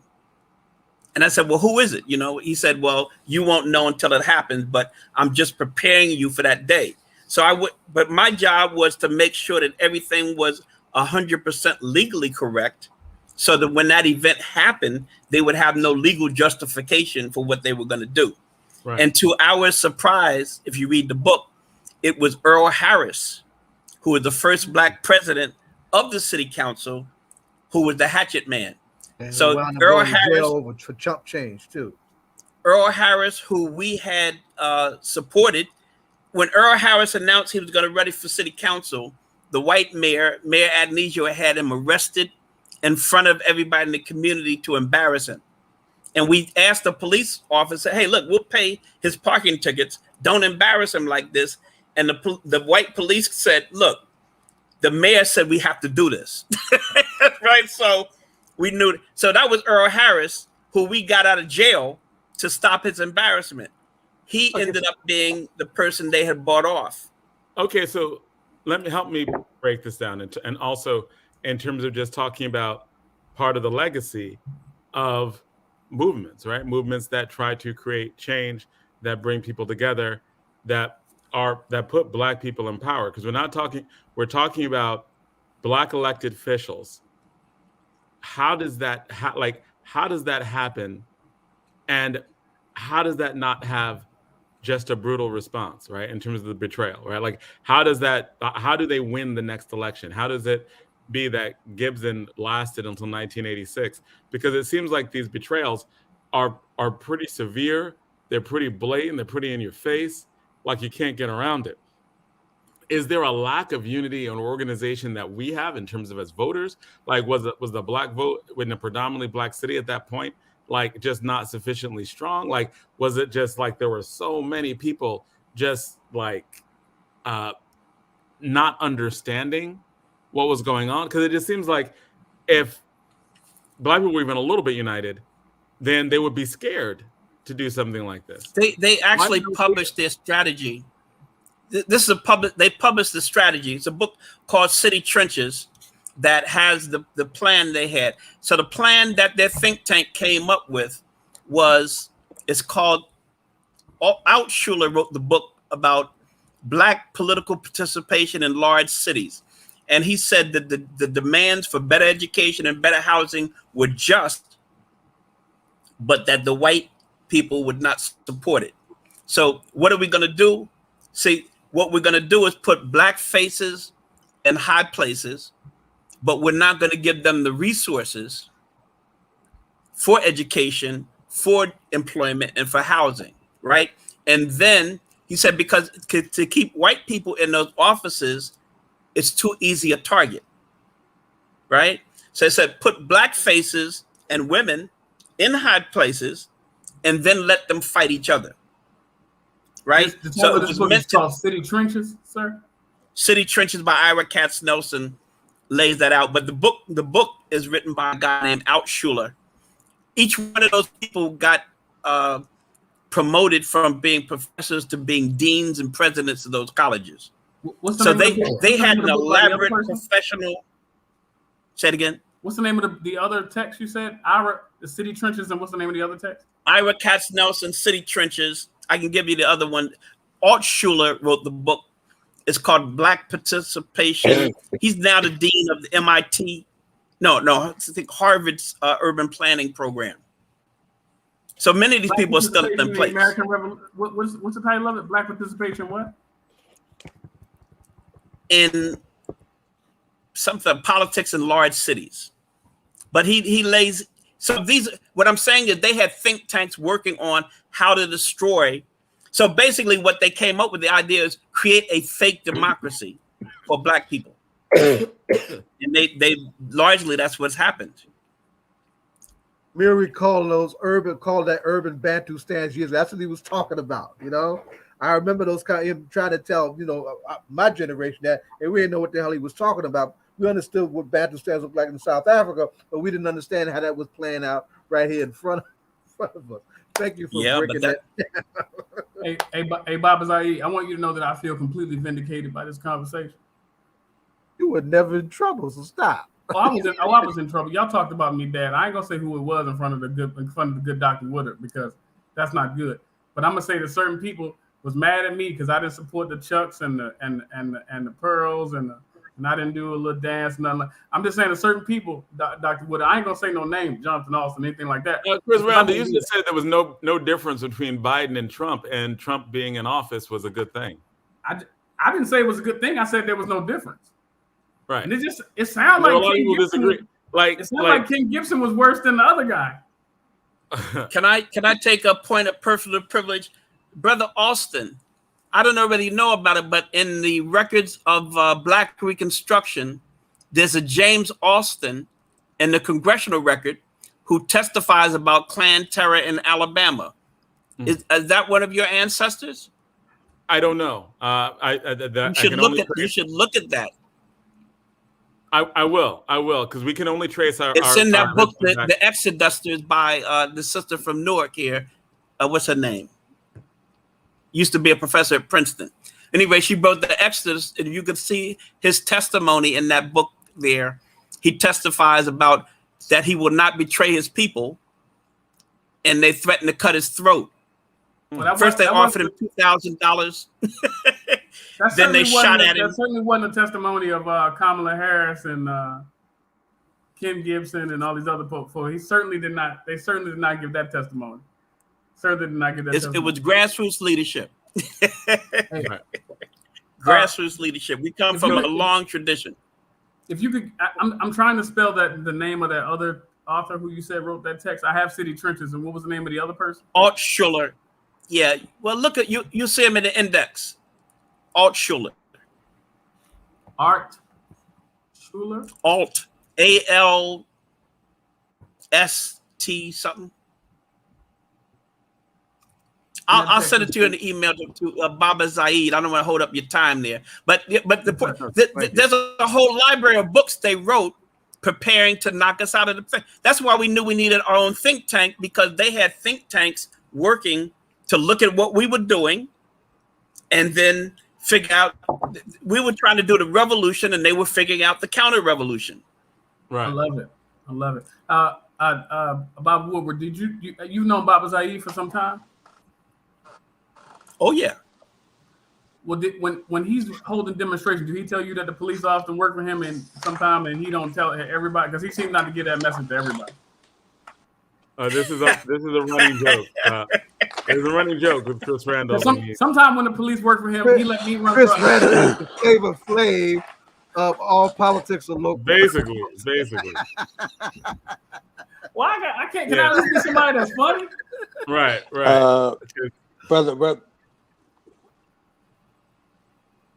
Go ahead, Ed. Yes, Ed? You breaking up, Ed? Brother Kamoz, I was wondering to one of the things that you and I had talked about. Can you hear me? I hear you. Brother Kamoz, I was wondering if you could speak to one other thing that you and I talked about, offline. And you were talking about an area that Amir was trying to move in, where he was trying to create something called community housing. Can you speak a little bit about that? Well, the community housing was the R32. That was the 100 acres we had there. Right, that we let the community design its own housing. And matter of fact, the senior citizens tower on Bergen Street, I guess it's before you get to Avon Avenue, that tower was designed by the people who lived in the public housing and the low rise there. They designed that building themselves. Our elder Balbin Shuri ended up being one of the tenants there.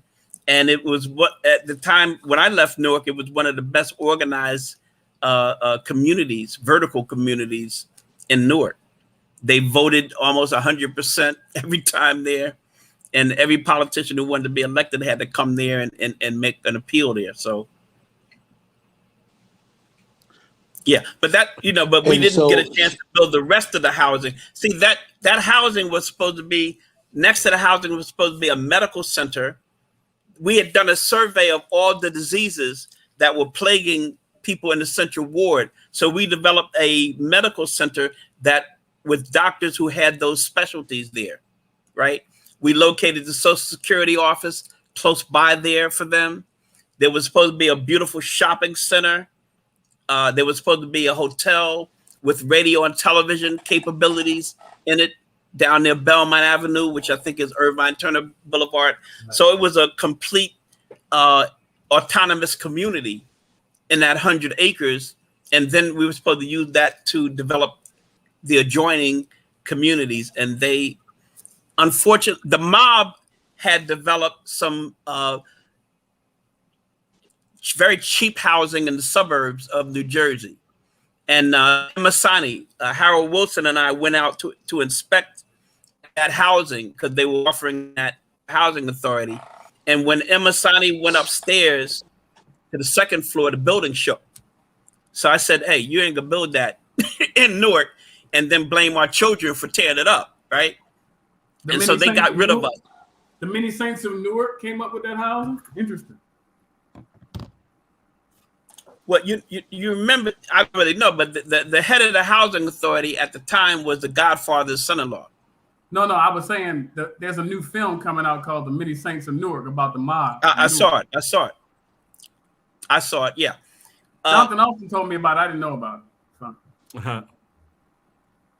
And so... Well, the mob was a continual problem. You know the Newark house, everybody knew in the whole country knew, it was on the front of the page of the New York Times, that Joe Civilello, who was the executive director of the Housing Authority, was the mob, right? He was the mob. So the federal government forced him out. So the Newark Housing Authority had a bigger budget than City Hall had during that period of time, right? They controlled more jobs. So we had to like break that open. And that was a basic struggle going on during that period of time. So, yeah, but so you had all these different forces. And I think by 1972, that once Baraka became a national, international figure, all of those different, we were able to use the local against the federal, against the state, those contradictions to keep them off our neck at certain times. But after 1972, when we had all those different international and national organizations, they combined to, 3 steps, right? Alienate, isolate us.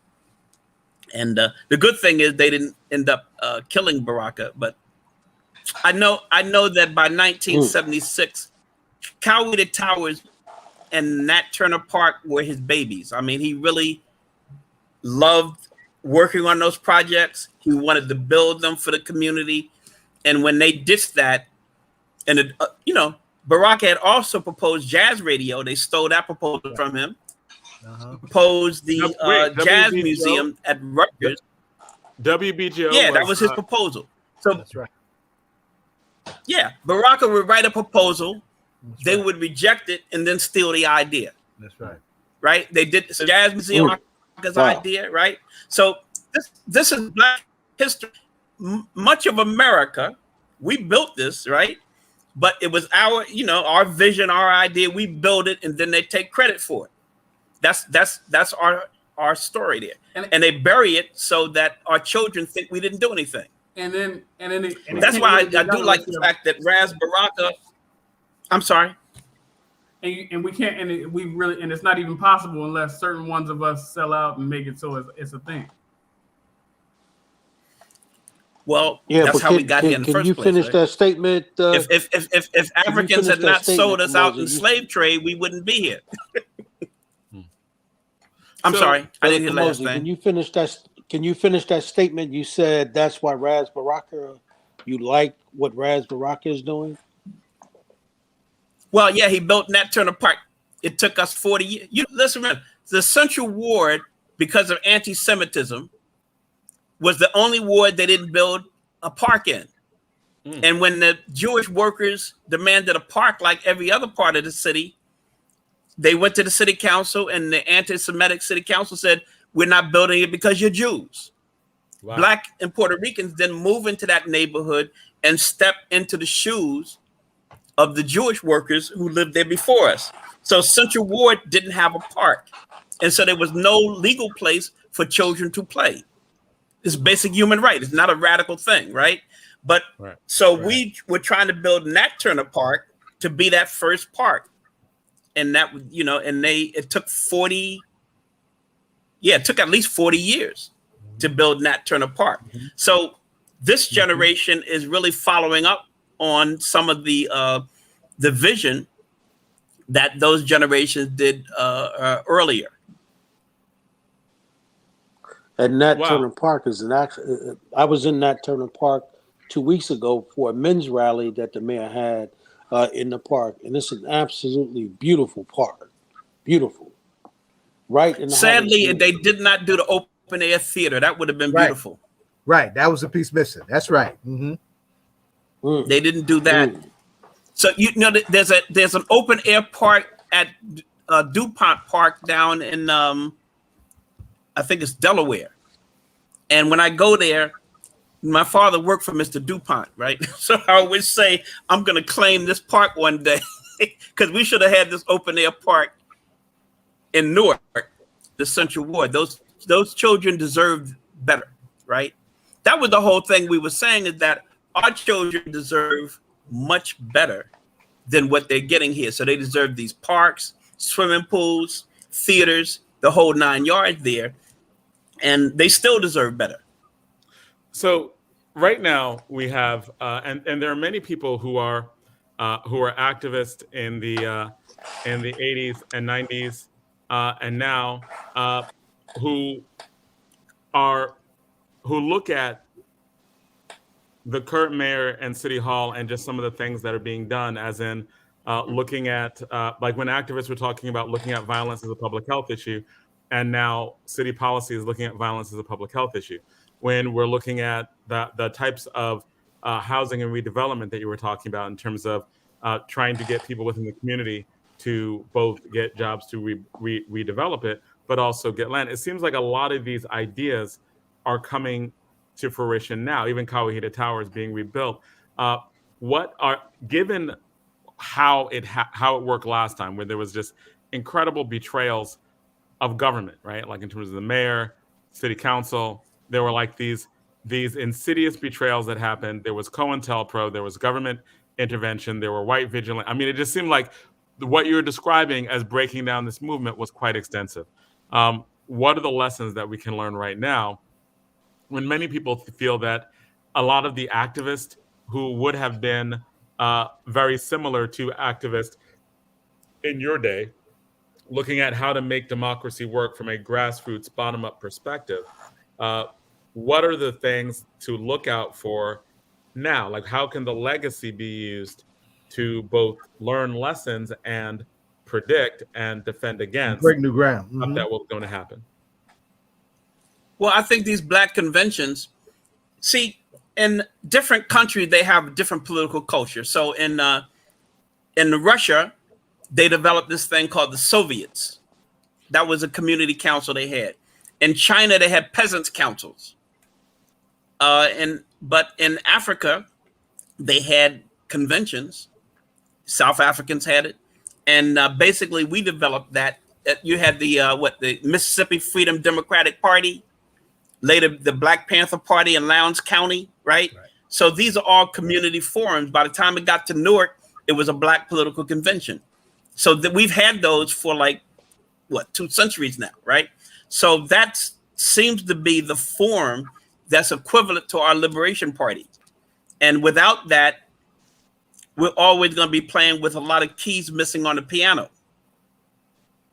But it would say that the kind of political party we need, not just like the Democratic Party, but it has to be able to do community development, economic development, education, and all these different areas, similar to what Malcolm X was developing with the Organization of Afro-American Unity. But it seems like that was going on with that was being what you're talking about, what was being developed. How do we get so that doesn't get undermined? Like, what is it that, because it seems like part of that was was there, it seemed like what you're talking about, we had, but it was undermined by levels of betrayal.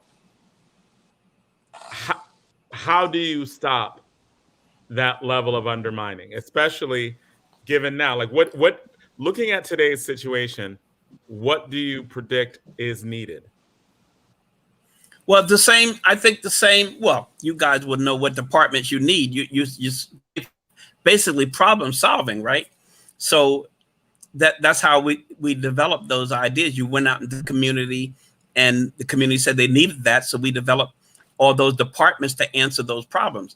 But what you need is for that to persist, right? You need for that to persist. Now, what we had by 1976, there was a left-wing kind of liquidationist movement, people who, and we know now it was set up by counterinsurgency, or what do you call it?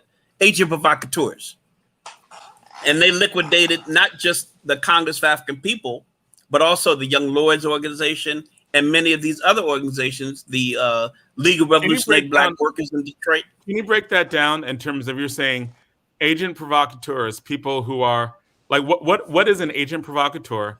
What is its purpose? How did it work? How did it break down? Well, when you watch that movie, Judas and the Black Messiah, the cop there, the Judas, was the one who said, let's use bombs and all stuff. So he posed as the more radical person, but actually he was the cop, right? In Carlisle, when we were developing young people to protest the police brutality, they were beating up teenagers. We had, small Black community, everybody knows each other. 2 white people jumped into the meeting. And when we were putting up the posters for Stop Police Brutality, Stop Killer Cops, the 2 white people said, let's burn City Hall. So we asked them to identify themselves, and they said, oh, look at the time, we got to catch a train. So they left. And so I went to the library and looked it up and found out that there was a thing called agent provocateurs. It comes from the czarist governments, and the kings and queens developed agent provocateurs to masquerade as revolutionaries, to mimic what the revolutionaries were saying, but to be the police and to arrange for all those people to be arrested. So it's an old czarist trick. And the U.S. government set up the COINTELPRO programs and all these things like that. So you've got to always watch out for agent provocateurs who sound like they're super revolutionary, but they're out of pace with what the community actually is moving for. And they're actually... Jonathan, let me just shout out that film, because that film is going to be shown tomorrow at the Maisley Cinema Complex in Harlem as a part of the Black Panther Party Film Festival, the 13th year of the Black Panther Film Festival at 4 p.m. So if folks haven't seen the Judas Factor and the Black Messiah, you can see it tomorrow in Harlem at the Maisley Cinema. Go ahead. I'm sorry. That happened throughout the country. So, like the first guy who wrote the book on the Black Panthers, picking up the gun, he was a federal agent. He was an agent. That's right. Right. So we've been, by the time we got 10 people, one of them is already an agent. And so basically we were kids, but you had these agents who were adults coming in. The same thing with the first Black Panther Party in Harlem, set up by Ram. They were basically kids. And one older guy came in and said, you're not really a man unless you go to the gun range with me on Sunday. The one guy, his mother wouldn't let him go. He's the only one who didn't get arrested and do 10 years in prison. Wow. Right? So it's the agent who always has more guns than everybody else. Always macho, bombs and stuff like that. Sometimes very sexist, right? Yeah, there's patterns. They're real. So so we've got to. That's why you have to be ideologically sophisticated and have a political school to learn the lessons of our own struggle. And so that's still needed now. Even we got mayors and stuff like that, but we still need that political school so we can share knowledge of what has happened in the past, what worked and what didn't work. And so this next generation could breathe some free air. And I think that's an important lesson to learn in terms of just how there's some people who act a certain way within an organization. They're disruptive. They are people who drive other people away. They're people who may curse people out. Like, they're very hostile and internally erode an organization. What you're saying is that behavior, even if they're not official agent provocateurs, it's the behavior we can cut out, right? Like, if you're within an organization.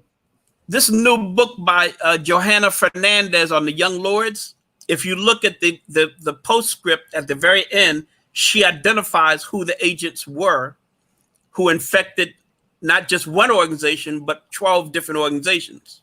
And they were actually people who had married into the movement,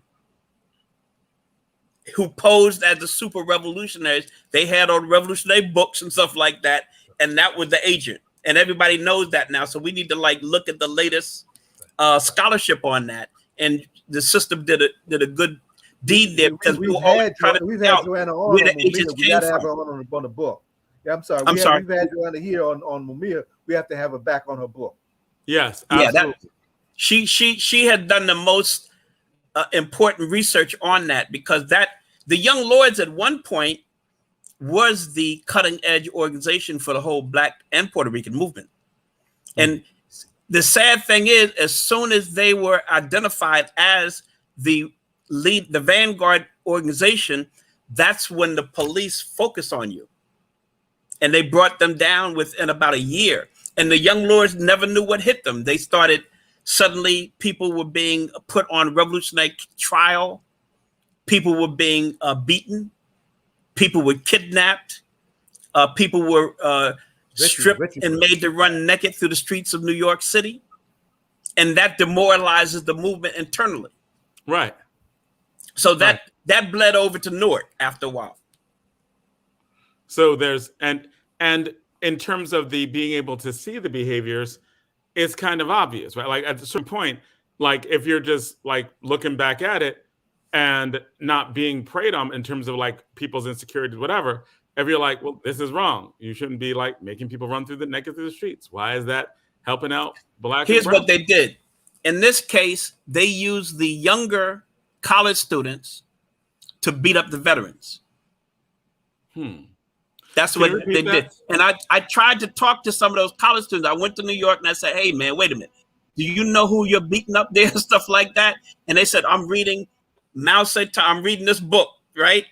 And I said, hey, you're going for the dope here, right? So later, they all regretted that 2 or 3 years later, but they did it. They did it. And it's an ugly, that's why nobody wants to talk about it, because we got blood on our own hands, right? So we have to be more sophisticated. I'm sorry. Can you break that down a little more? Because you're like, people don't want to talk about it. People don't want to talk about why. Let's break this down. What do we learn from it? Folks are embarrassed, the mistakes they made. Well, look, because basically they were able to get the young members of the same movement, to destroy that movement. And so people are really humiliated by it. And that for a long time, they didn't write the history. I begged the Young Lords to write their history for a long period of time. In the beginning, they said they had all these secrets. I said, you ain't got no secrets. The State Department already wrote a pamphlet on the Young Lords. They got your Central Committee listed, and then they got your secret Central Committee on the next page. Right? So the only people who don't know the history and what happened are your young Puerto Ricans who have to pick up the baton. So we need to do self-criticism of what went wrong in these organizations. And let's remember that the Congress of African People, or CFUN, liquidated itself. You can look at the Black Newark newspaper. From January 1976, we liquidated Coweta Towers, African Free School, and almost every institutions within 5 months of 1976. And the community start saying, where did you go? Where did you go? And as soon as now in the case of the housing thing, it took our money away. I couldn't afford to keep running it out of my savings account because I was unemployed. I didn't have any health insurance. We left the building. The next day, I had left I'll be blank. I had left my shotgun in the attic, right? So I went back the next day to get shot. They had knocked the building down. Wow. Right. So they knocked when the Spirit House building there on the Belmont Avenue, where our theater and the TV studio. The day after we moved out of it, they knocked it down. So it was very clear to us that they were trying to destroy every memory of that movement very quickly. So that, and I had a file cabinet that was on wheels that I took out of that office, and that's what I was able to write the book, because I kept those documents. And I think they thought they had destroyed me, so I just kept on. And when I got back to the school, I wrote it up as a dissertation, and I had all the documents. And then I went back and interviewed people before they died to get that history. Wow. Because I knew it would be important. Brother Kamosi, do you think that let me ask that I'm sorry. You go ahead, Ed. I'm sorry. No, I was just going to ask, when he was, talking about how they went down all the buildings, do you think, Brother Kamosi, that was behind really got rid of, what we knew as Sterling Street and 13th Avenue, because Sterling Street was where the Spirit House was, and Sterling Street was where Amir did a tremendous amount of organizing from that particular black and green house that sat there? No, that was an earlier urban renewal thing. But let's remember, 502 High Street got knocked down the day after we moved out of there. So everything got knocked down. We were trying to hold on to that property because we knew they were going to develop the colleges right across the street. So we had a black bookstore right there. They basically, let's be frank about it. The way they devastated things, Baraka was depressed for at least a year, from 1976 until maybe 78. They destroyed every plan he had there and stuff like that. It was really, I probably was depressed myself when I think about it. But anyway, I think, you can't suffer all those losses. You go from being the most important political leader in the country and, part of the whole world scene to being, but then he got back on his feet and recreated much of that stuff in his home. He turned his house into an institution. Sure did.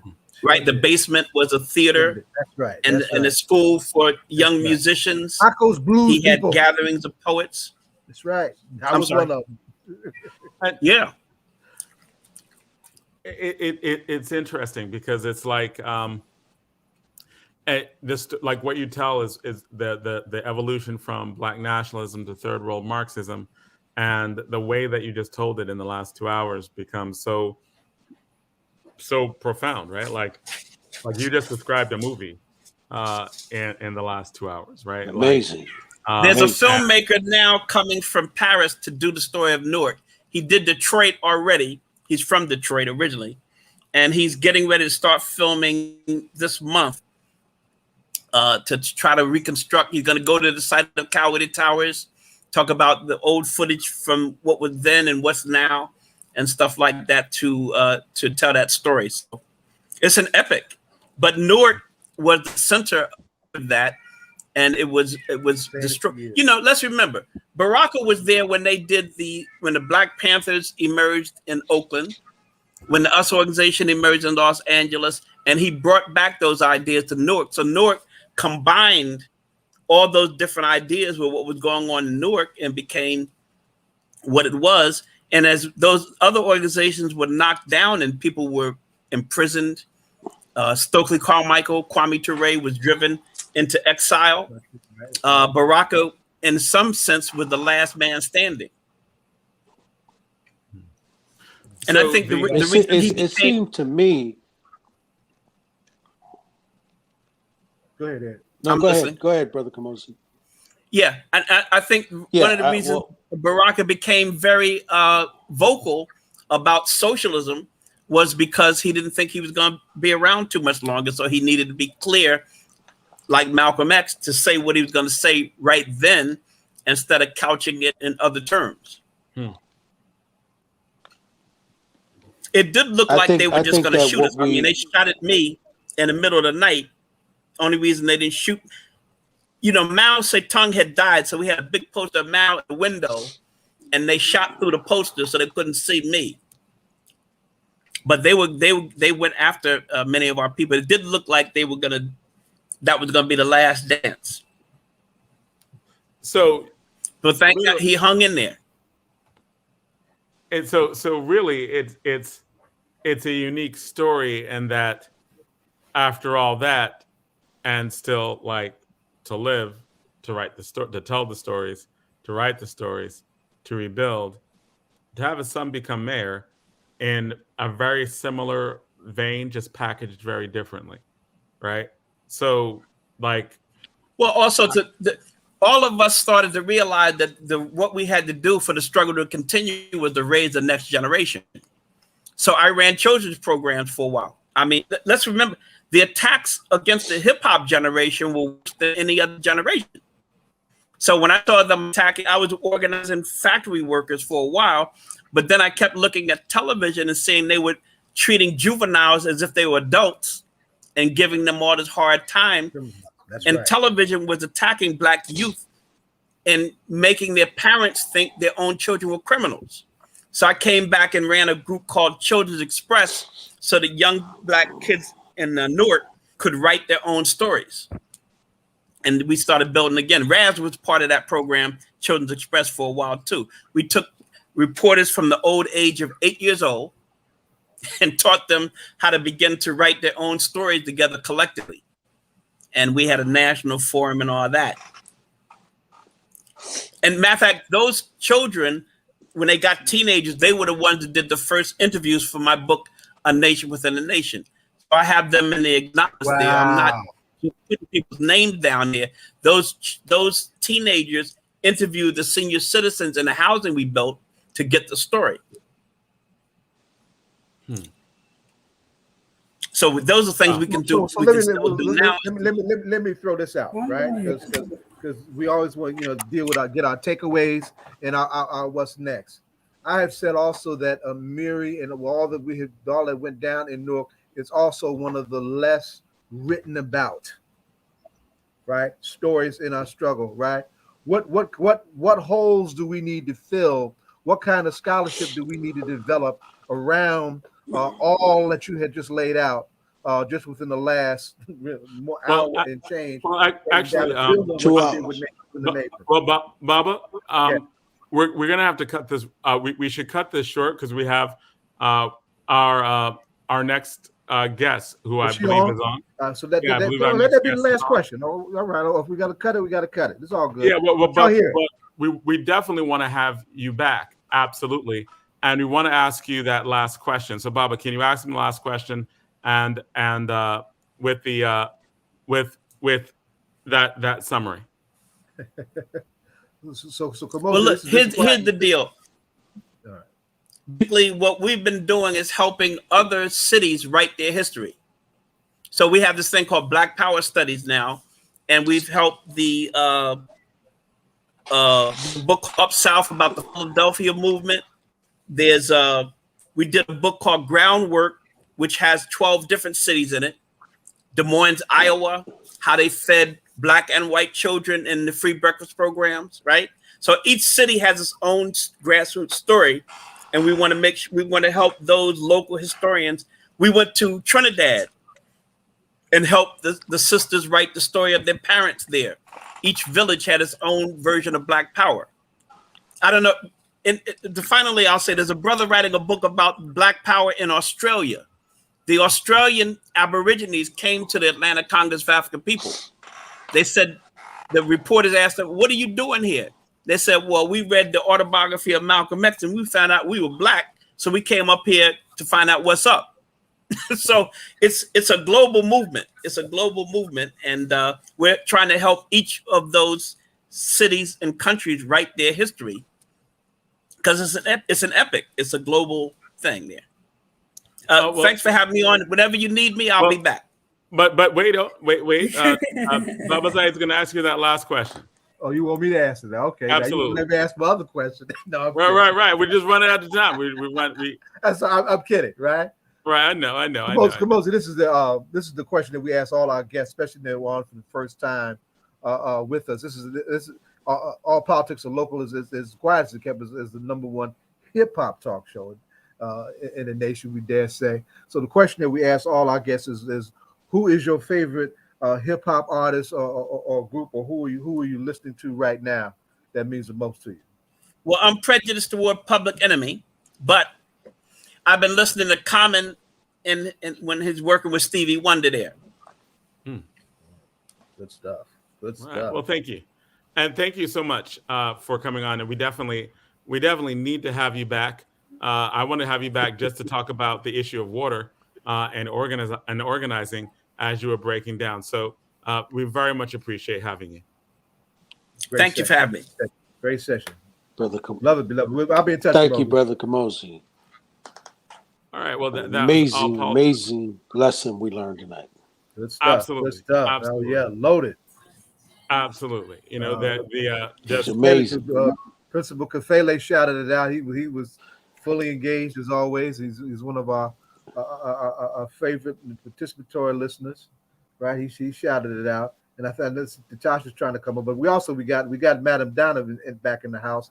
Donna, where you at? Well, I'm looking at this. Happy birthday! Where you at? Thank you. Up in Martha, in my happy place. I'm up in Martha's Vineyard. Hey, everybody! Happy birthday! Happy birthday! Hey. October 5. Martha's Vineyard. All right. Yeah, this is my happy birthday space, and I came up here and I tried to call you, Jonathan, but they have a lot of area where you can't connect, so that's why I wasn't able to connect and just tell you what was going on. But I'm connected and I'm in good company.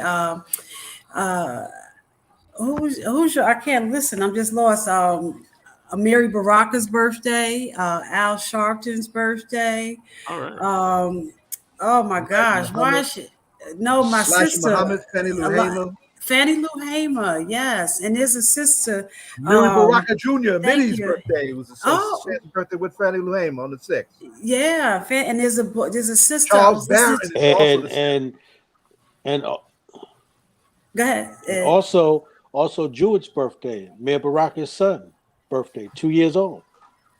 Oh, that's wow. Okay. Listen to all these. We're balancing things out. The Libras are in the house, but thank you, everybody. Well, but we're probably going to have to have Natasha Pennell come back on again, because I know she's having some technical difficulties. She's on. Oh, because she's not actually on, right? Hello? Hello? I'm on. I know she's trying to get on. Oh, okay, so you are on. Uh-huh.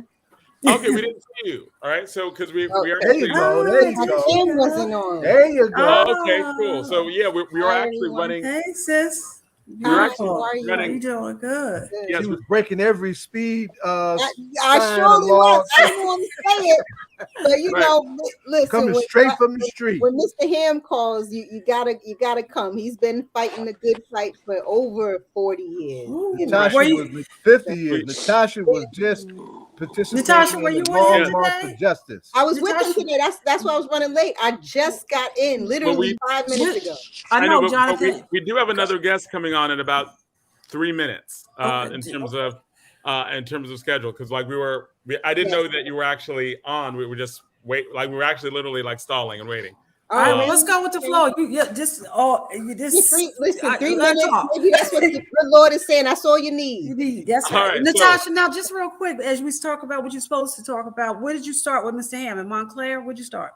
We started in Montclair. Yes. You too? Okay. Yes, we got we got a late start, but we got the job done. And Good job. I was actually expecting us to go the easy route, to be honest with you all. I'm thinking we just gonna go straight down Bloomfield Avenue and right into Newark. We actually went to 4 different towns. You went through Orange, East Orange. Yeah, right. Orange, East Orange, Irvington, and then to Newark. So they're gonna all meet up tomorrow at 9 a.m. from Newark, and they're gonna go to Hillside, Elizabeth. That's right. Yeah, so it is a long march for real. So I guess you got your 10,000 steps in today, huh? Well, more like 21,000. All right. So sorry, Jonathan. because we are. No, I'm just saying we are. There's only a limited amount of time, so we definitely want to have you on again. But you are running for the Assemblywoman for the 37th district. We are having candidates on to talk. Why should people vote for you? Well, people should vote for me because I am you, and we are in the same boat together, and there is no representation for the people, So because of a tragedy that happened to me 31 you got to years start. You got to start out. You got to start over. Did you hear everything she said, Jonathan? I heard everything. We heard. Okay, got you. Okay, go ahead. So because of a tragedy that happened to me 31 years ago, my brother was Philip Pennell. He was shot and killed, shot in the back with his hands up in the air.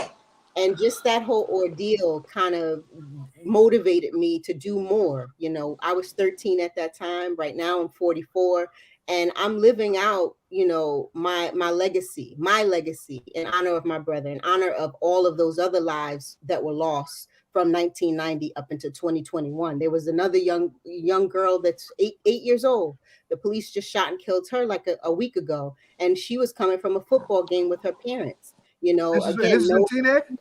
This was no, this was somewhere not in Teaneck. It wasn't in New Jersey. I don't. Oh, okay, all right. But I'm just saying, I'm ready to rumble. Yeah, so all throughout this country, it's been casualties of America. And it has I'm saying no more. So I'm throwing my hat in the political arena. Like I said, why not you? Why not me? Why not us? We need a clear representation, someone that's going to talk or speak truth to power for the people. So that's why you should vote for me. I'm the most transparent candidate that they will come by, or that has come by this district in years, if not the only one. Let's highlight a district for a moment. The 37th district that encompasses Teaneck. What else? It's some of the area. Yes, there are 13 towns within the 37th district, which are Inglewood Cliffs, Teaneck, Tenafly, Hackensack, Alpine, Pagoda, Cresskill, Fort Lee, Leonia, Palisades Park, Northvale, and Rockley.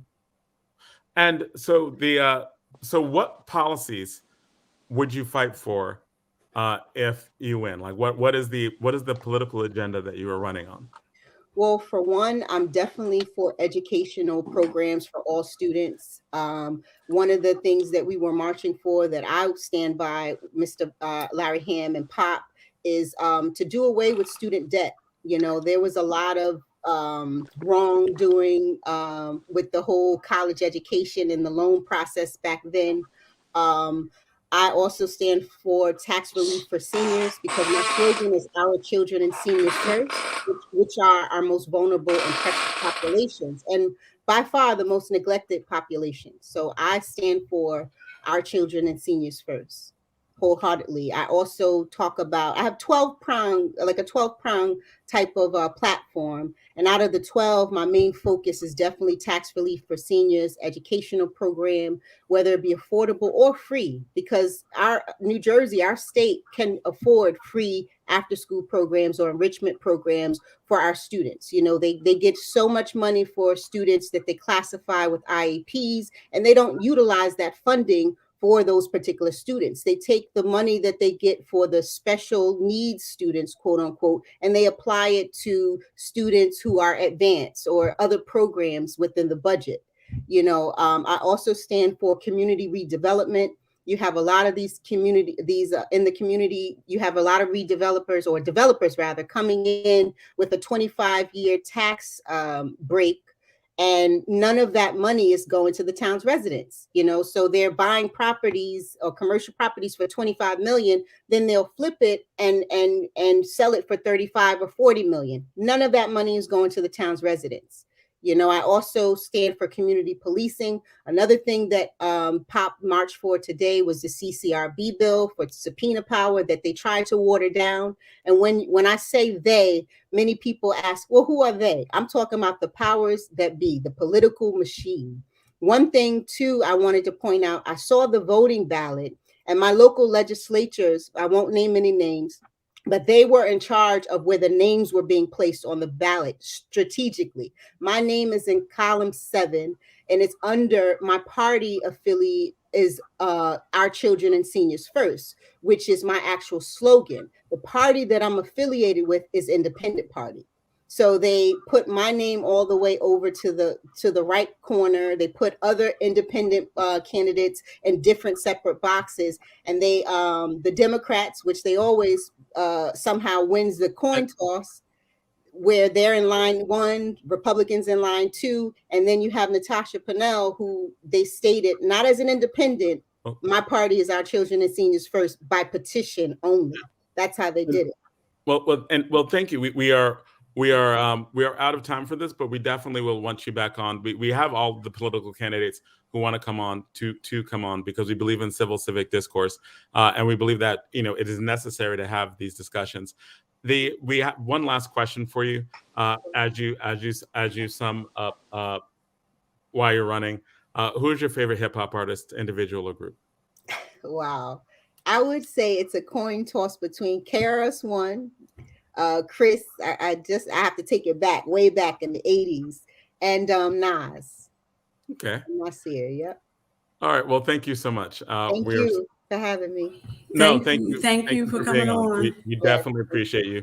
And we know you had some of those technical difficulties, so we definitely want you to come back on. And again, we're inviting all the candidates to come on and talk about their platform and why they should be elected. So yes, thank you again. Thank you all for having me. It's great what you're doing. So keep up the great work. We need radio stations that's a clear representation of us. All right, so, thank you. Thank you. God bless everyone. All right, and that is All Politics Are Local, America's number one political hip hop radio talk show. We are going to the next segment. The next segment, we have a local reporter for Tap Into Newark, someone who worked for the Old Star Ledger and is a reporter covering local things. We had an interesting conversation just about the governor's race, elections, and the last thing would be like fear of white voters. Interesting. So just in a very brief conversation, these elections, I saw the debate that was going on, and it seems like when we're looking at New Jersey, you have a white electorate and you have a Republican base that seem to be very interesting in some of these dynamics. How do you break down the election and the electorate very briefly? How you doing? Again, I'm Mark J. Benamo. I'm the editor of Tap Into Newark all the time. New Jersey elections are always fascinating because you have to remember about how powerful the New Jersey governor actually is. Because of the 1947 state constitution, whoever is the governor of New Jersey, Democrat, Republican, male, female, the governor is king or queen, immense power over the wielding of power in a state that in many ways, you got 565 separate municipalities, over 600 school boards. So that tension between local control and a governor that's very powerful is always there. You have situations where you even have politicians who seriously consider running for governor of New Jersey instead of, say, U.S. Senate, because that idea of having that kind of executive strong power would make them a very attractive national candidate. This has happened historically. Who knows what's going to happen in the future? How are you looking at this particular race? Like, I mean, I saw the debates, and it seemed like they were racing. Like, I don't usually like those debate formats anyway because they're very short answers. They really can't get a lot of substance. It becomes a lot of sound bites. But what were your takeaways from that debate? Do you think that what do we get from both candidates, and what are some of your predictions? And Jonathan, I'm sorry, Mr. Benamo, but real quick, you're referring to the debate that just passed Tuesday, the debate that was at NJPAC. That's the debate you're referring to, right? I'm talking about the governor and the Republican challenger. Right. What was very amazing in certain ways to me, that the gubernatorial debate, the first one you saw in downtown Newark, appropriately, the state's largest city. Yes, we did win the census battle for 2020. Still number one over Jersey City. Is you saw Democrat incumbent Phil Murphy and Republican challenger Jack Ciattarelli spit fire. He was a real good, fiery, rhetorical smackdown. Which, of course, we in New Jersey, we want to see some fire in our politics. Policy is nice, but politics is good too. And what you saw was, not only a reflection of the divide between the two candidates, to the point where when the moderators asked at the end, hey, do you have something nice you could say about each of the other candidates? And both guys were basically like, nope, can't really come up with something. But the stark policy divides that you see not only in New Jersey, but nationally, you saw come into play. Vaccinations, for example, was a key example. Jack Ciattarelli, the Republican challenger, who has, in terms of the polling, recent polling, it's a tie in South Jersey, apparently, between Mr. Murphy, Governor Murphy, and Mr. Ciattarelli. In Central Jersey, we'll have to see. In many ways, it's always a battleground. In the North Jersey, the Democrats are traditionally favored. But what you're seeing is, again, in terms of vaccinations, Mr. Ciattarelli is saying, listen, I think people should have choices about whether there should be vaccinations or not. There should not be a mandate. I spoke to people outside of NJPAC in the street, and I spoke to a woman from outside who said, listen, we know science is real. We know Anthony Fauci is, a legitimate scientist, the nature's chief epidemiologist. But at the same time, the woman from outside said to me, suburban white woman, said, listen, what about my science? I want to believe in my science too. I should have the chance to opt for what I think is my science, not the idea of general science. And that's the part that just kind of like, when we're looking at this, a completely different vision of the world, like people making up their own information, and you have a Republican candidate who wasn't, to his credit, he was not a full embrace of Trump in this debate, right? That is true. That is true. And there was not a like, hey, I am supporting all of that, but Correct. there were enough things that you're like, where the question for me wasn't more about the candidate, but because he was in January 6th, he was like there, right? Because of the rhetoric on a critical race theory, right? That's just one of those things that right-wing Republicans are putting out, right? It just seems like he understands the certain part of his electorate that he's trying to get. Right, and in South Jersey, listen, I was just in South Jersey an hour or two ago.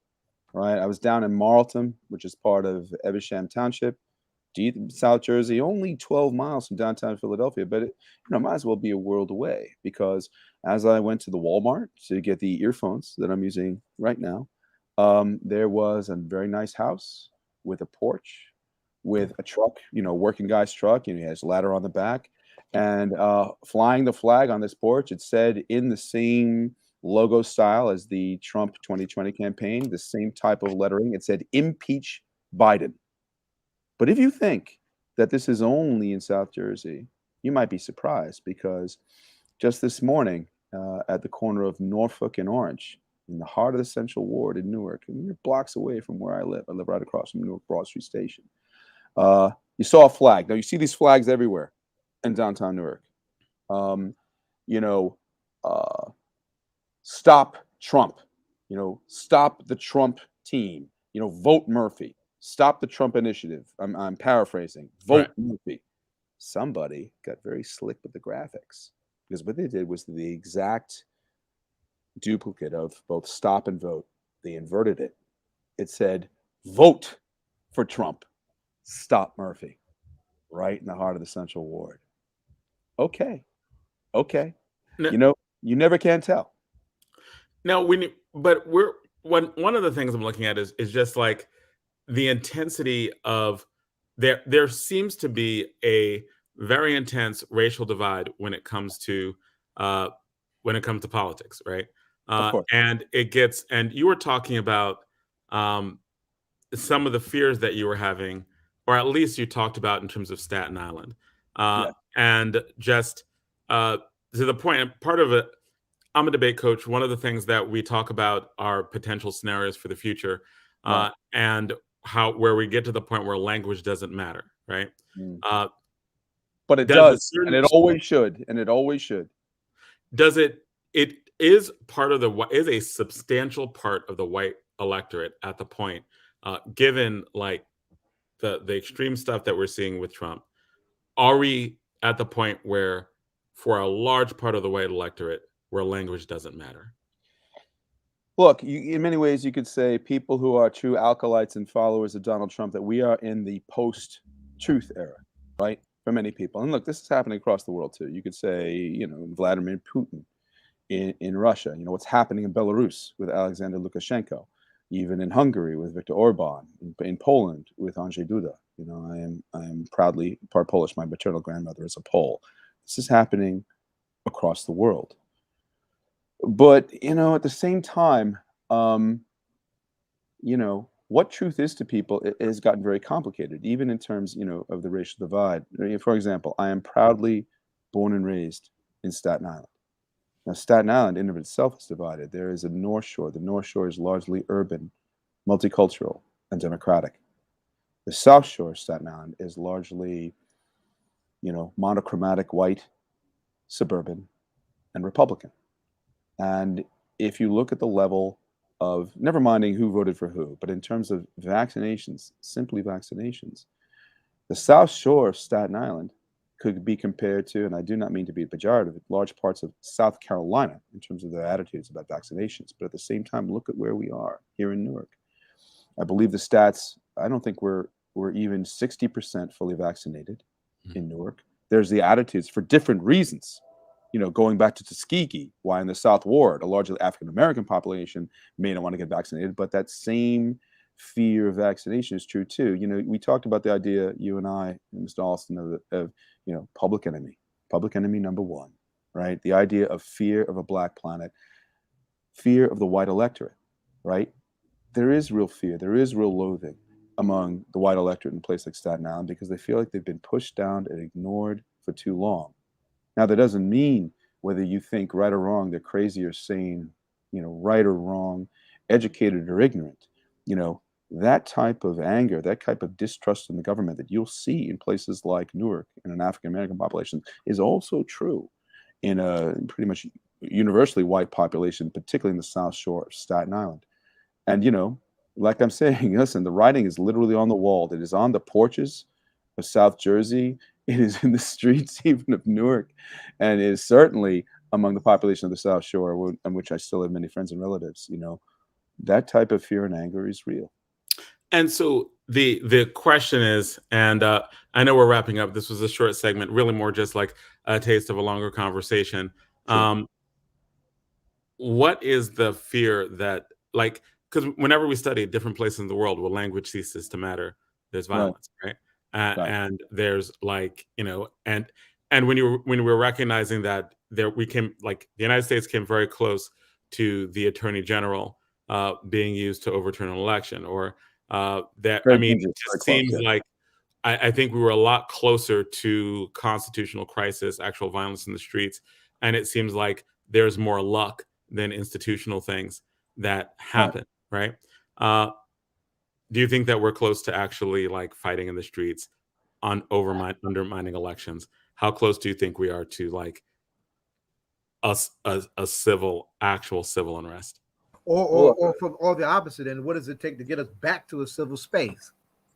That's a good question. I mean, look, unfortunately, here in the streets of Newark, we have seen civil unrest in 1967, where all bets are off. But what alarms me about America overall in 2021 is it starts to appear that people aren't listening to each other anymore, that they're speaking two completely different languages. It may be English, but it's two different thought patterns, two different types of the English language, two different belief systems that were 2021, it's getting close to 1860.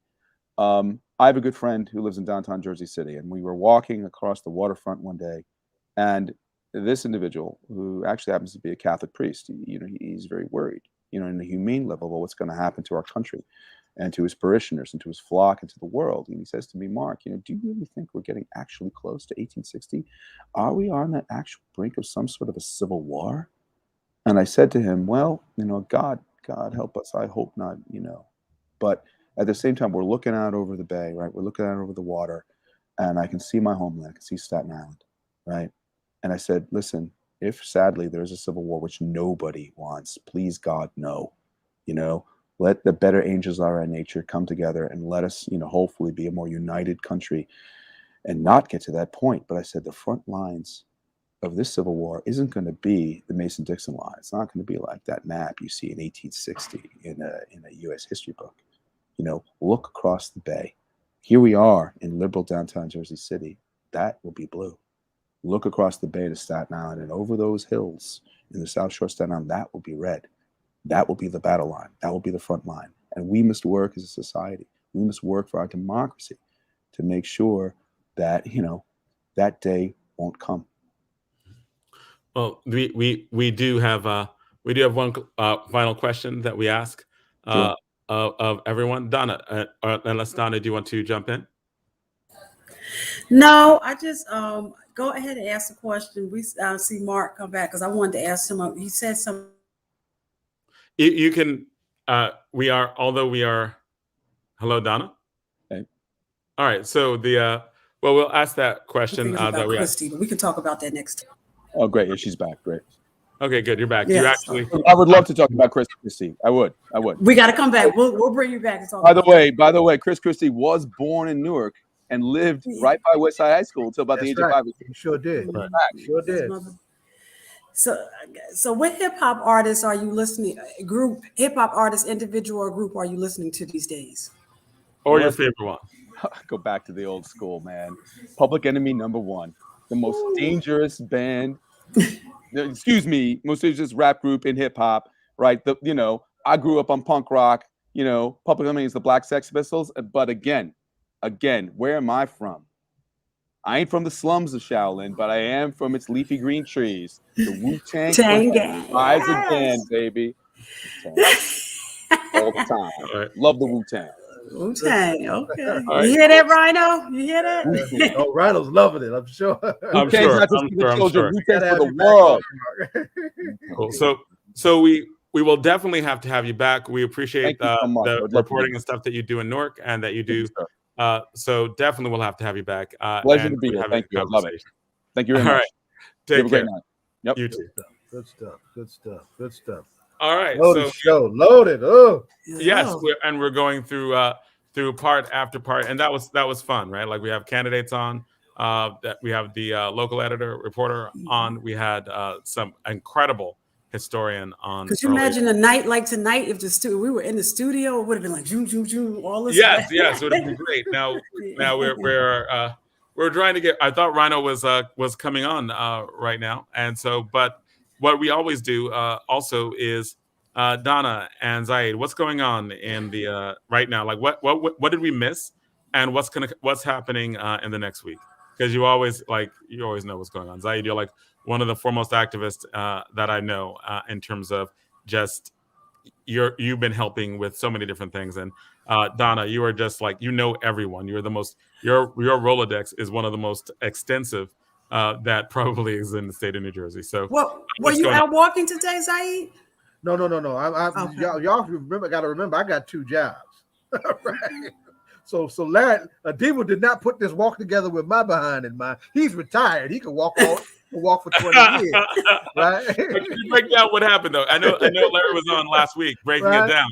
No, so I didn't walk today. I'm trying to figure out when I can. Let everybody know what walk you're talking about. Remember, Larry was on Long March for Justice. Chunga Larry Ham is walking 67 miles for each of his 67 years from Montclair to Trenton, to the State House in Trenton, right, to lift up all these important reforms, at the center of which is this whole question of police accountability, police reforms, strong civilian review boards, and real police reform in the state, as well as other national questions, a real living wage, $15 and up, voting rights protections, all of those things that we need for real in this particular moment. He is really trying to dramatize the importance of that and making sure that those discussions are being had, and folks who need to be mobilizing or organizing are recharged by the process of what he's doing. He just started today, right, coming out of Montclair and went all the way into Newark through 4 towns,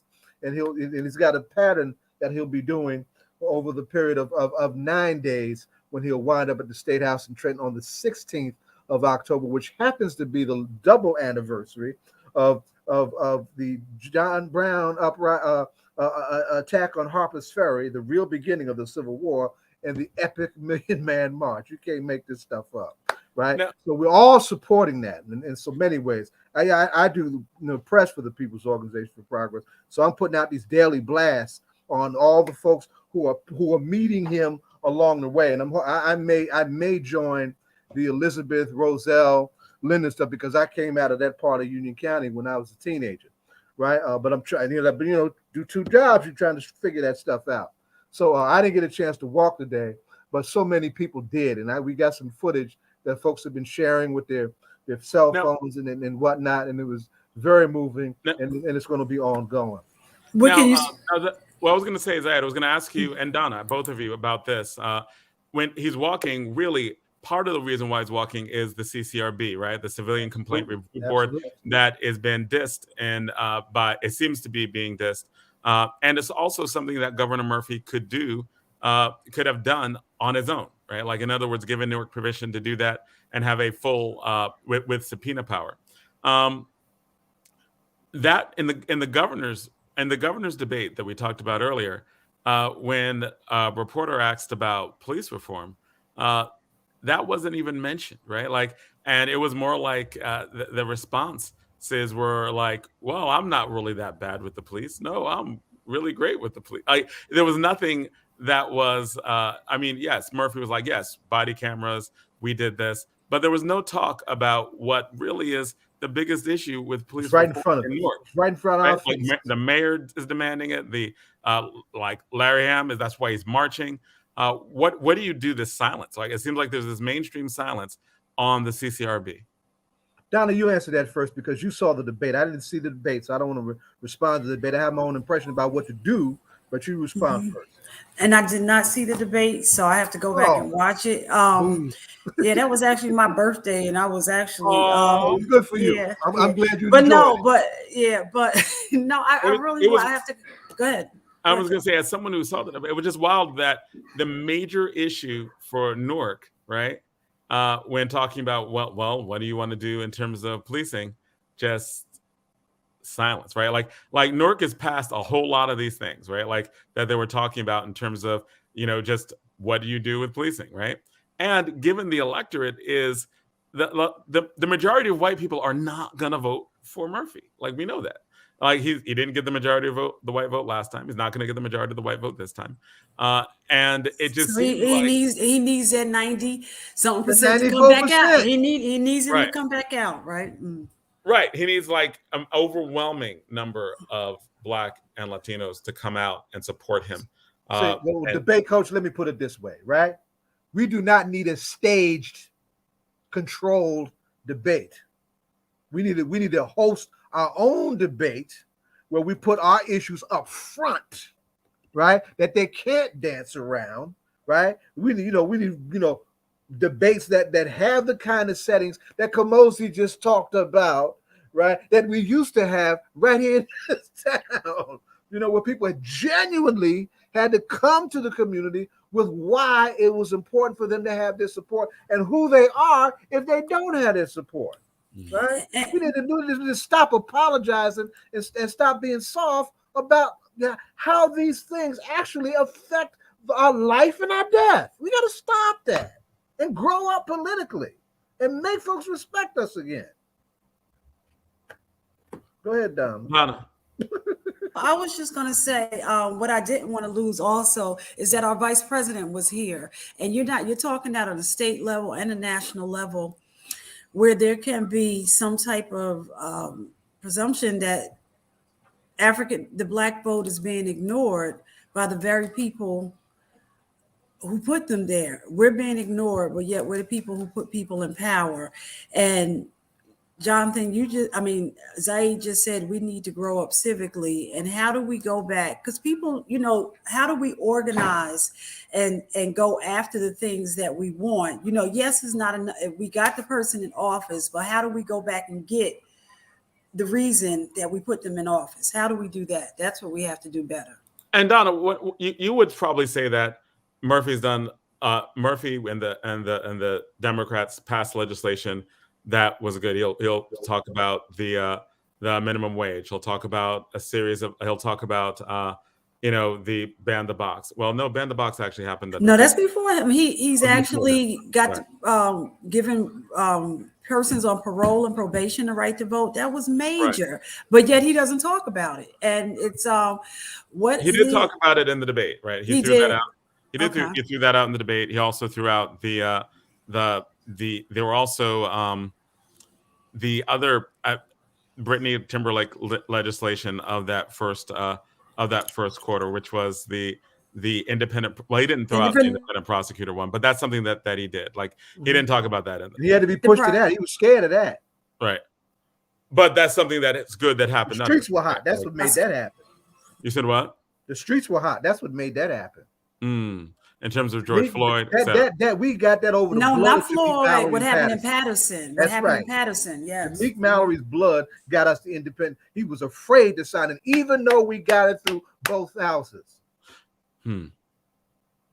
Yeah. So we have DJ Rhino on. I know that we're definitely going to come back to these questions because we always do. But DJ Rhino, what's going on, man? Peace. What's good? You have the Newark. You have the old Newark. Broad Market. Man, that's the movie theater. Movie theater. Yeah. Old Newark Paramount. Yes. Yeah. I had a steak and take right next to it. That's down where that's 40 years. Jamaican restaurant is there now. What's there now? It's Yvonne's now. It used to be Golden Crust. Yeah. Oh, Golden Crust is not there. Okay. Yeah, they one bought the other out. Okay. What's up with the T-shirt? What does it mean? It's just Newark. I'm just home. Okay. That's all. Okay. That's all. Wasn't nothing special with that one, but Sunday, October 17th at 9 p.m. We have a huge versus coming up. Big Daddy Kane and KRS-One. Oh God, that's gonna be crazy because honestly, let me start here. I personally wanted Big Daddy Kane and LL because I always felt like Big Daddy Kane and LL, they both have songs for the ladies. They both have the real super lyrical songs for the hip hop heads. They got songs, the hard stuff for the streets and the mixtapes and stuff like that. So, and they had the longevity. Like Kane's been around for a while. Kane's been around since like 86, 87. LL's been around since about 84, 85. So it would just be, I've always thought that would be a nice. I agree with you on that. I absolutely agree with you on that. Go ahead. Yeah. But, and, I don't know if y'all remember back in the day with KRS-One was having beef with Juice Crew. KRS-One and MC Shan was having beef or whatever. And KRS, when he did Bridges Over, he just went at the whole Juice Crew. We learned later that Big Daddy Kane wasn't a part of that. He stayed out of all of that. He didn't want to get in the middle of that because he personally actually knew KRS-One, and he said that during that time, KRS-One was actually helping him move at that time. Like he needed to move. He was changing, locations at the time, and KRS-One and his family helped him move. You know what I'm saying? And I think he even stayed with KRS-One for a short period of time while they were going through all that. So, he didn't want to be a part of that whole beef with the Juice Crew because he was cool with KRS-One. So here we are today. And, when a lot of people were trying to put Big Daddy Kane against Rakim, Big Daddy Kane then was saying, yeah, that's cool, but I want KRS-One. So here we have it today where he gets his wish. So again, October 17th, Sunday, 9 p.m. on Versus is going to be Big Daddy Kane and KRS-One. Now, before I go on, any of y'all got something to say about any of that? I agree with you. I agree with how you framed it. I just want to see. I'm just Big Daddy. I got Big Daddy Kane. That's all. You going for Big Daddy? Yes. Yes. Anybody can still do a split at his age. He's sterile. I agree. That man he's a true entertainer. And and so is KRS-One. KRS-One, he doesn't do all of the dancing and stuff, but KRS-One knows how to entertain the crowd. He knows how to lyrically keep the crowd engaged. Yes, with his subject matter. You know, of course, he's going to do the usual. Let's just hope he doesn't do the anti-vaccine stuff, right? Let's just hope he's like, hey, he's going to do the. He's going to his mic. Yeah, he's going to do. He's going to do the usual call and response kind of stuff when he does his shows, but he really grabs the people with the content of his lyrics on stage. You know, people are listening to what KRS-One has to say, and but yeah, man, but his energy on stage is crazy. What's your favorite KRS-One?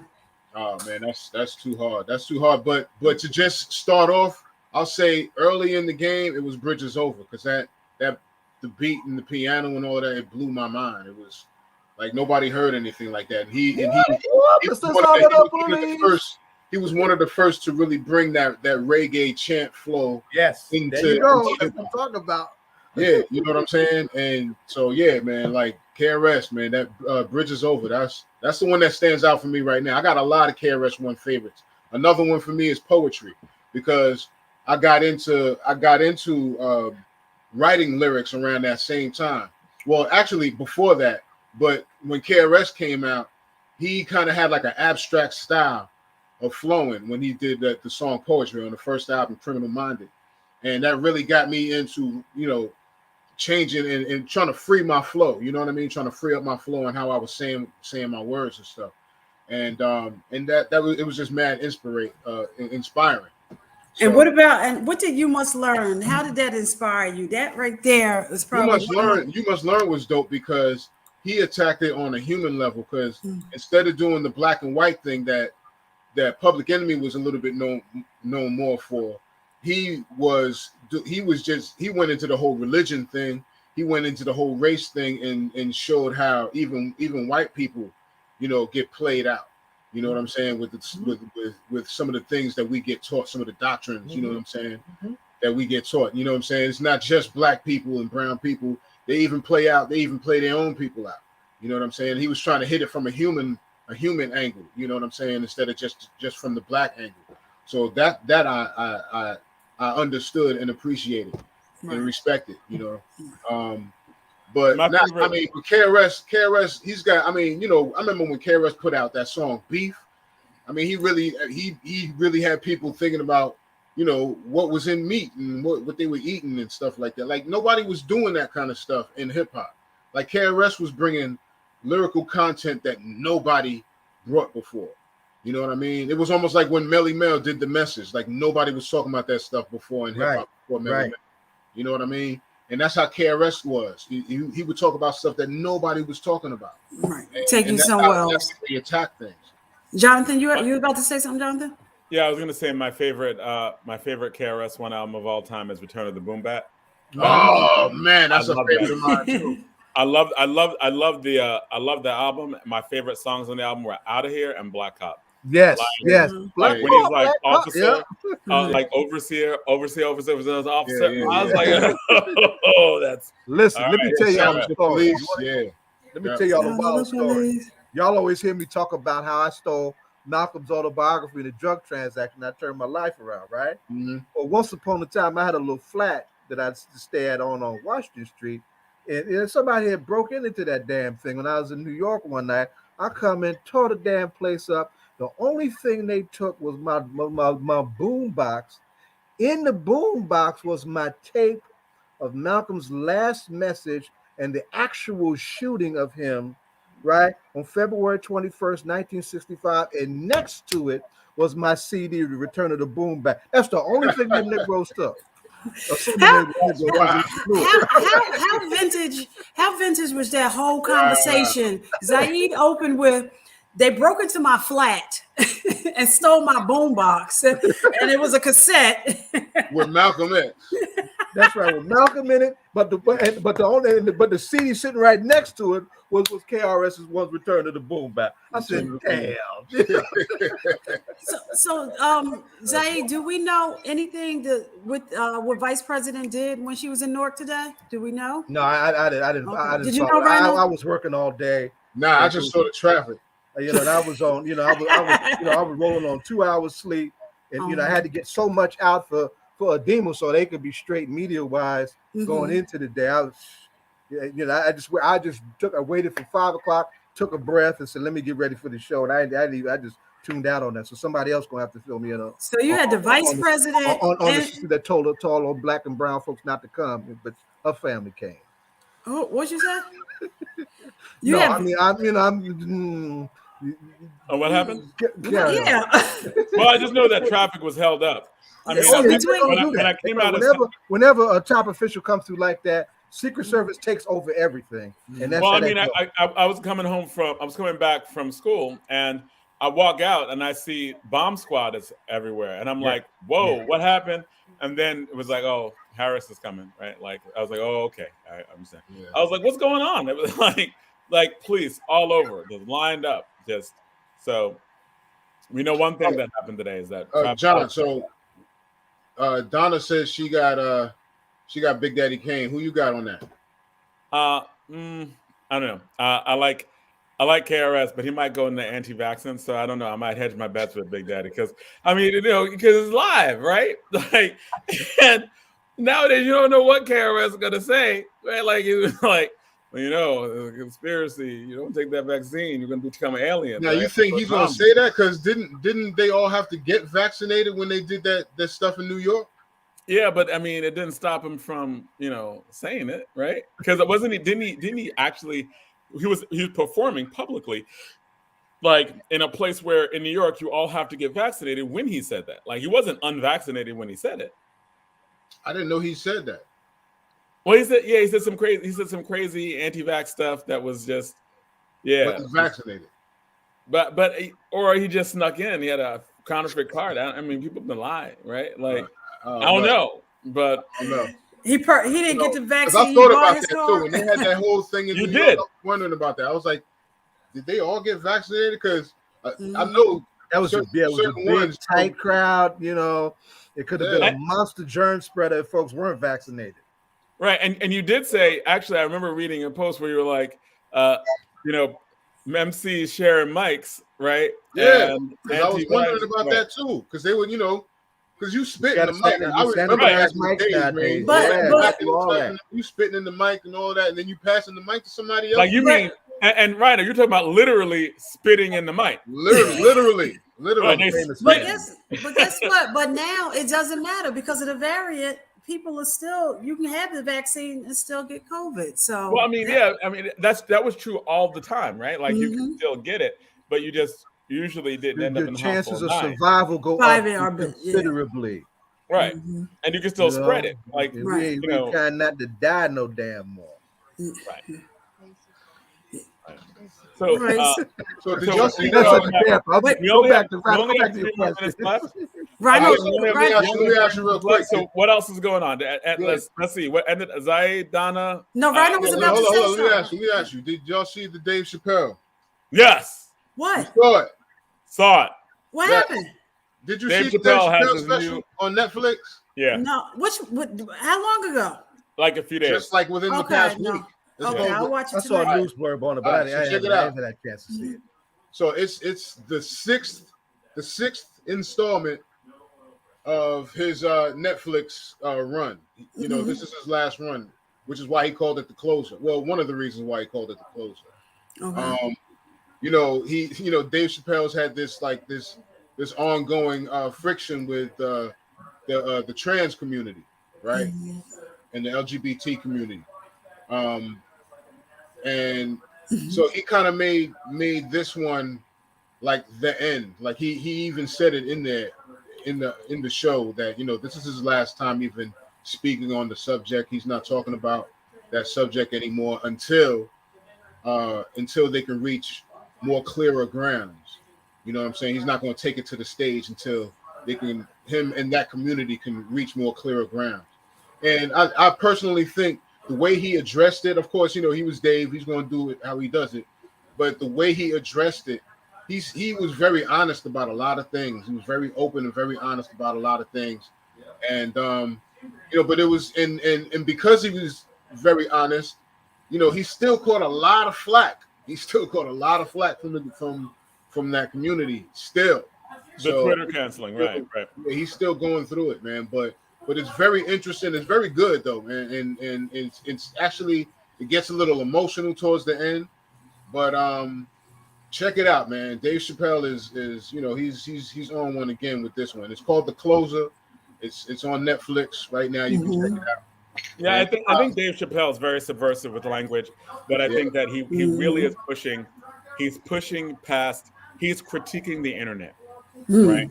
And he's critiquing the culture of the internet in a very brutal way, right? Yeah. Because like when he's like, the baby killed a black man and he didn't get canceled, right?